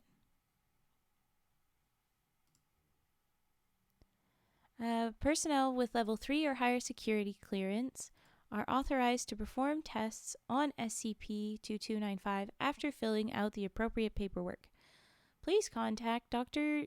Gurgis if required access to SCP-2295 is expected to exceed 24 hours.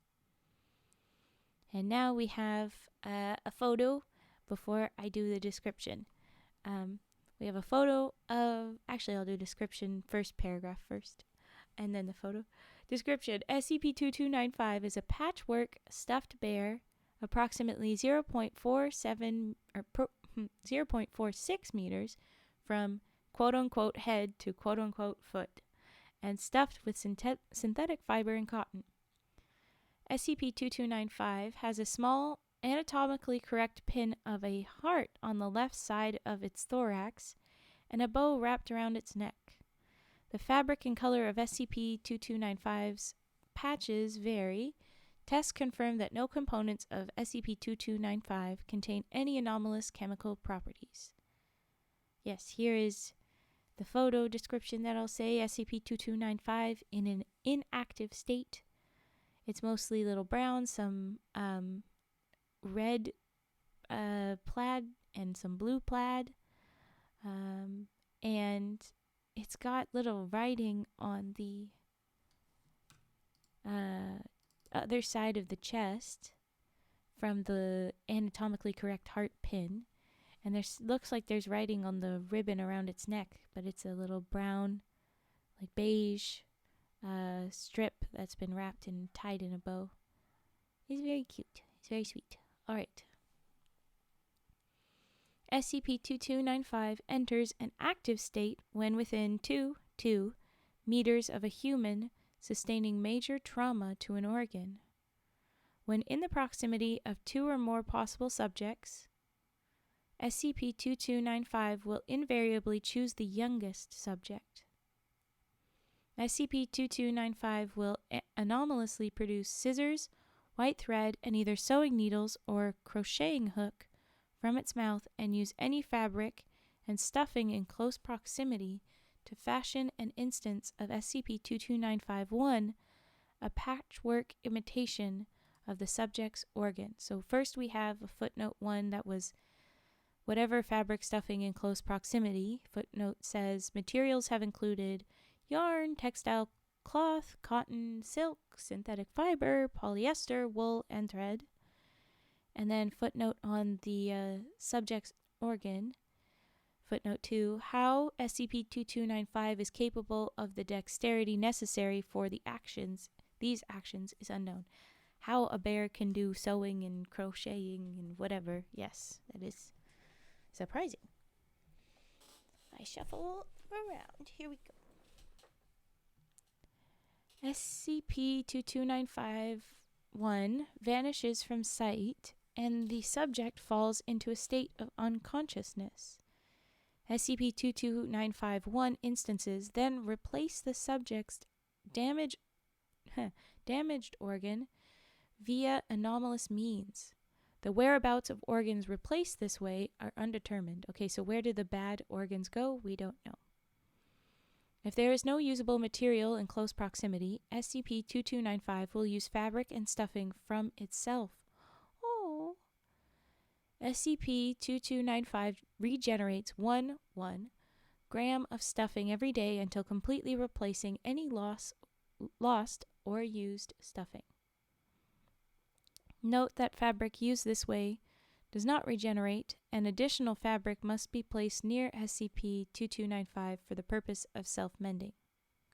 Okay, so if he takes his patches, he can't get more fabric for the outside, but he can rebuild his stuffing for the inside on his own. Instances of SCP-22951 successfully carry out their respective functions despite the numerous expected biological, chemical, and medical incompatibilities. Once within the subject, adjacent tissues and veins attach to the imitated organ without observable complications. There have been no cases of rejected SCP-22951 instances, and all subjects recorded at the time of writing made full recoveries. That's so sweet. Thank you for recommending this, Dark Storm, who may or may not be gone. This is so sweet. Okay. Test log 2295. Testing approved to test the limitations of SCP-2295. Materials provided within testing chamber. I have clicked to reveal the test log. First, subject 2353. Oh my gosh. Is this the first time that we're seeing Class Ds get treated well and having a good time? Oh my gosh. I'm so excited. They're going to I really hope that the 2295s that the Class Ds actually get to live and survive after this, because they've been promised such. But somebody said at one point in one of our streams, such an awful thing that they just erase their memories and send them in until they're dead, which is so fucked up. But anyway, okay. Subject 2353, 38 years old. Oh, wow. Okay, sorry. Diagnosis: lungs heavily damaged as a result of 25 years of smoking, which means that Buddy started smoking at 13 years old. Notes: SCP-2295 creates SCP-22951 using 1 black textile swatch and 1 red textile swatch. New lungs act at a capacity similar to those of healthy adult lungs. Next test, subject 3452, 50 years old. Diagnosis: frequent heart palpitations and severe atherosclerosis.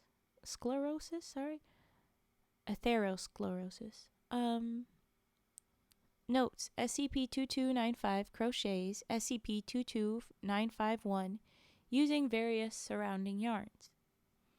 SCP-22951 observed to have a heartbeat before vanishing. Transfer successful. Now SCP-22591 manages to perform function despite absorbent properties of material and multiple gaps in design is unknown. Symptoms no longer present in subject. Next test, subject D7894, 24 years old.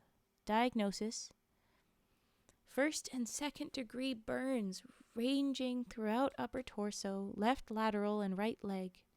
D7894 sedated during testing. I bet they got those burns from the bad various SCP testings, but oh boy.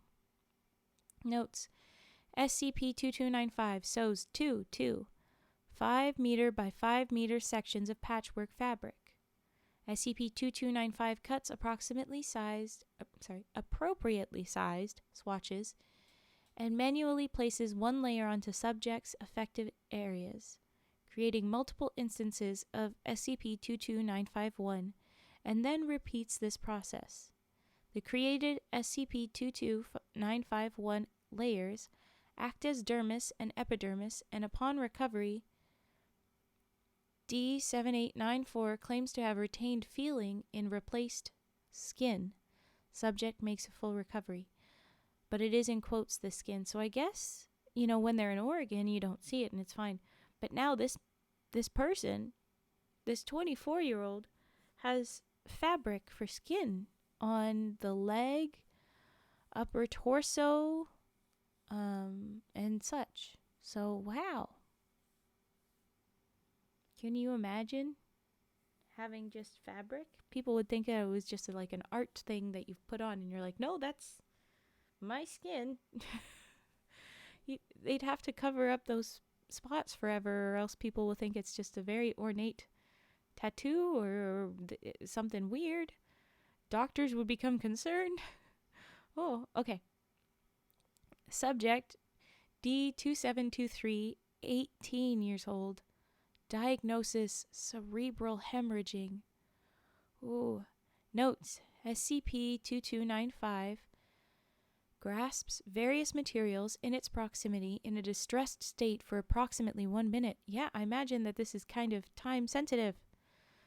SCP-2295 then anomalously produces a redacted something's Dove milk chocolate king-size candy bar and offers it to the subject.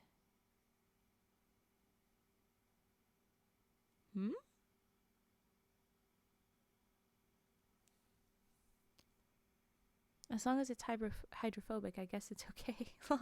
Yeah, I guess so, don't BT. I'm here a little confused why you gave them a candy bar?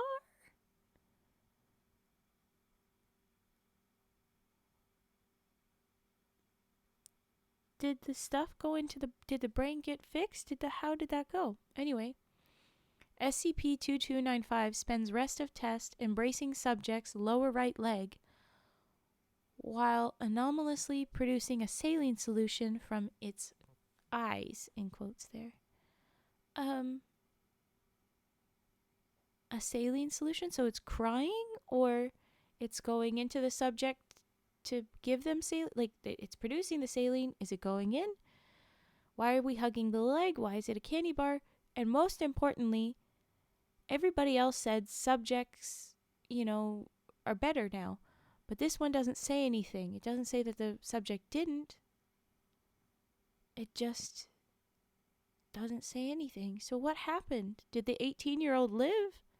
Did the bear make the fix and then offer a candy bar? Or did the candy bar do the fixing and did it work? What happened? I hope they're okay. Addendum 2295, document 2295 was recovered taped to SCP-2295 inside the site of a crashed mail delivery vehicle. Document 2295 is a red Get Well card with the text Kairos the Bear, Kairos, the bear, written on the front cover. The candy bar knows something. Okay, here is the document recovered here. Contents of document 2295. To Tommy. Because only time can mend all wounds. Love, Grammy. Oh, it's just a bear Grandma made for Tommy, and Tommy went and the bear went and fixed probably Tommy and anybody else that the bear can. That's so sweet. It's a grandma gift. Oh, thanks, Grammy. And that's the end. That's so sweet. Oh. I deeply appreciate this sweet little story to round out tonight. Oh, guys. Where's Rad Bear? Rad Bear needs to have that one. Next time we see Rad Bear, we recommend that. I feel like that's Rad Bear's energy for sure. Oh. Okay. Well, that was all of the SCPs for this stream. And I'll be back on tonight for more W.P. Kinsella stories. That's the bear hug person, right? Yes, it is. Yes, Radiation Bear. Oh, I miss my Nana. Sorry, that was loud. Oh, we all miss Nanas now. Where's my grandma? Where's my nanny? Where's my granny? Where's my Nona? Where's my... Oh, it's so cute. Everybody go write your family members. Oh, okay. They love the red pandas. Oh, well then I see how you guys would be very good friends. We all should be so lucky to have a rad bear in our lives. Oh, it got so quiet. Sorry. The OBS did weirdness again. It got loud and then just suddenly super quiet. I know. I'm sorry. Okay. Your mic got quiet after you peeked. Maybe it was trying to protect me? I don't know. But I fix. Ah, it's so sweet. Okay. It decided enough was enough. It muted me down to -30, about half. Yeah, maybe it did. Maybe that's why it did that. But I also clicked it to check. Oh yeah, I went above.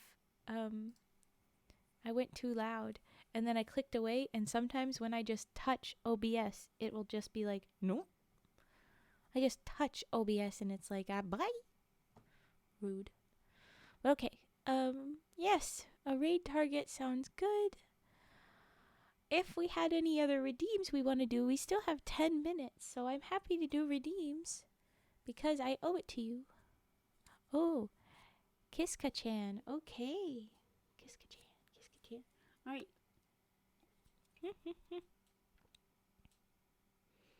Singing frog again. We have so many frogs tonight. You know one mask? What is it? What did you do? Sticks, Russell. Ooh, I better pull the box out. Come here, box of sticks. There we go. And that's what I thought. That's what I thought, mask. Okay, we'll start with singing frogs. And then we'll do rage puffin. And then we'll do sticks. Because I want to get the rage puffin out of the way and move on. Ooh, and then bottle blow. Never mind, we'll do it in order. Okay. Singing frog time. Let's go. Let's go. Okay.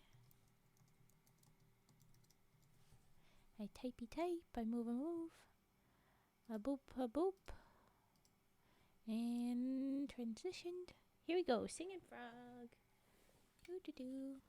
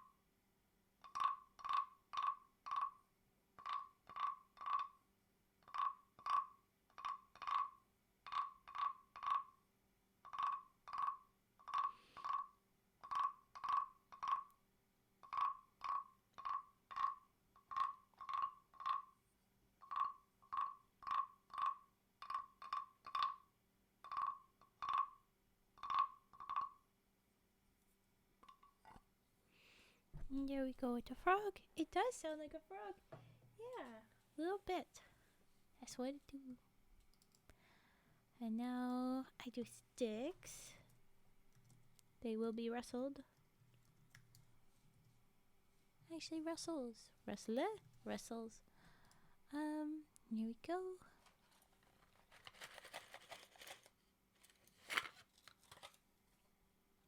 Here we go.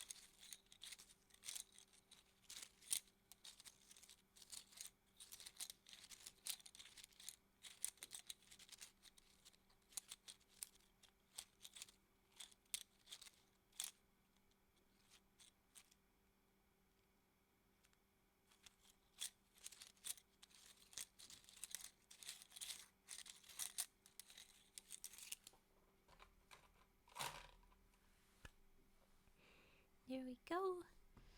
And now, the oh so fated rage buffeted. Boop. Okay.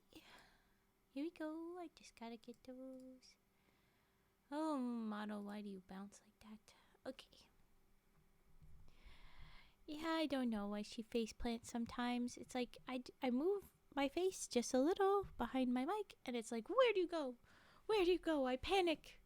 It doesn't know how to play peekaboo. Okay, here we go. Oh, rage puff. Rage. I rage.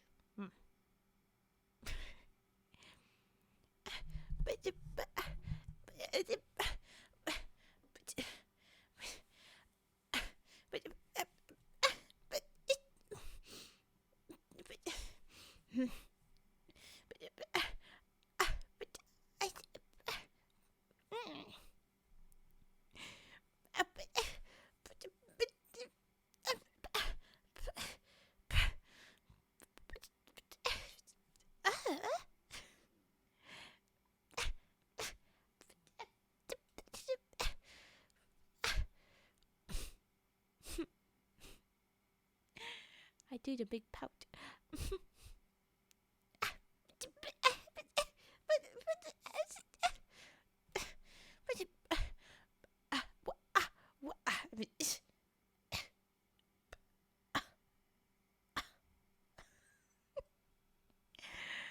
Okay, that's all I can do right now. No. Okay. Big yawn in that one. So funny. So we can get her some longer arms. I'd like to get a fuller model, but I'm also like, I don't do much with her. She just sit there. And I gotta zoom in anyway so you see my face. Okay, bottle blow, that's it. Oh boy.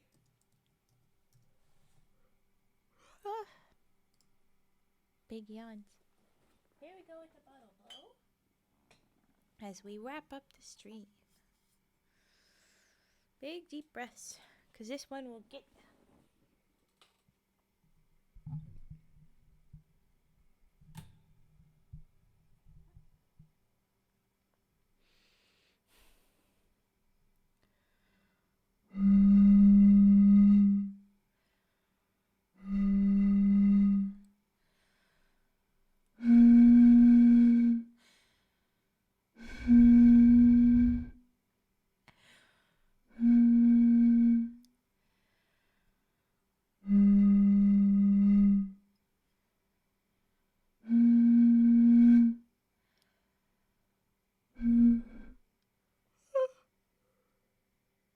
Oh, sorry, yawn.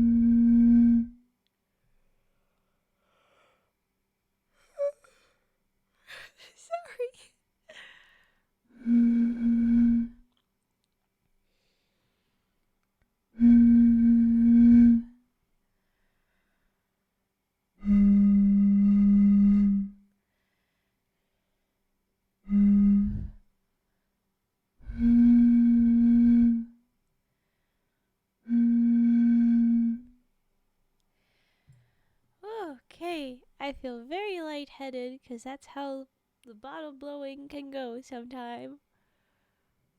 Ooh. Okay, I scroll back up. Where is our raid target again? Kiska-chan. Okay, here we go. Thank you so much, Brian. You're so nice. Alright, let's get our raid messages in. I'll say thank you so much for watching, everyone, and we're gonna move on over. If it'll load. To our raid.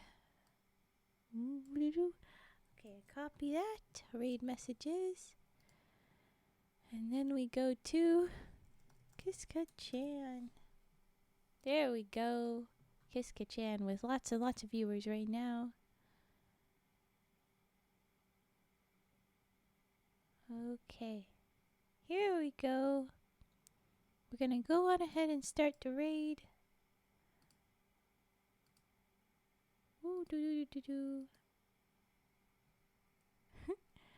I said we'll start getting our raid going. Come on, thingy.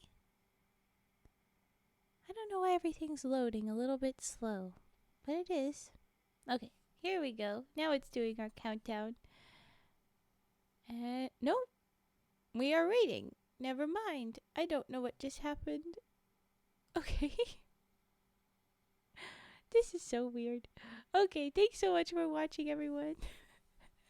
Bye.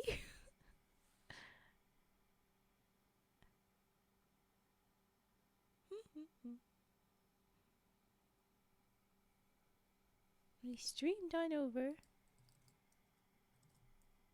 Ah.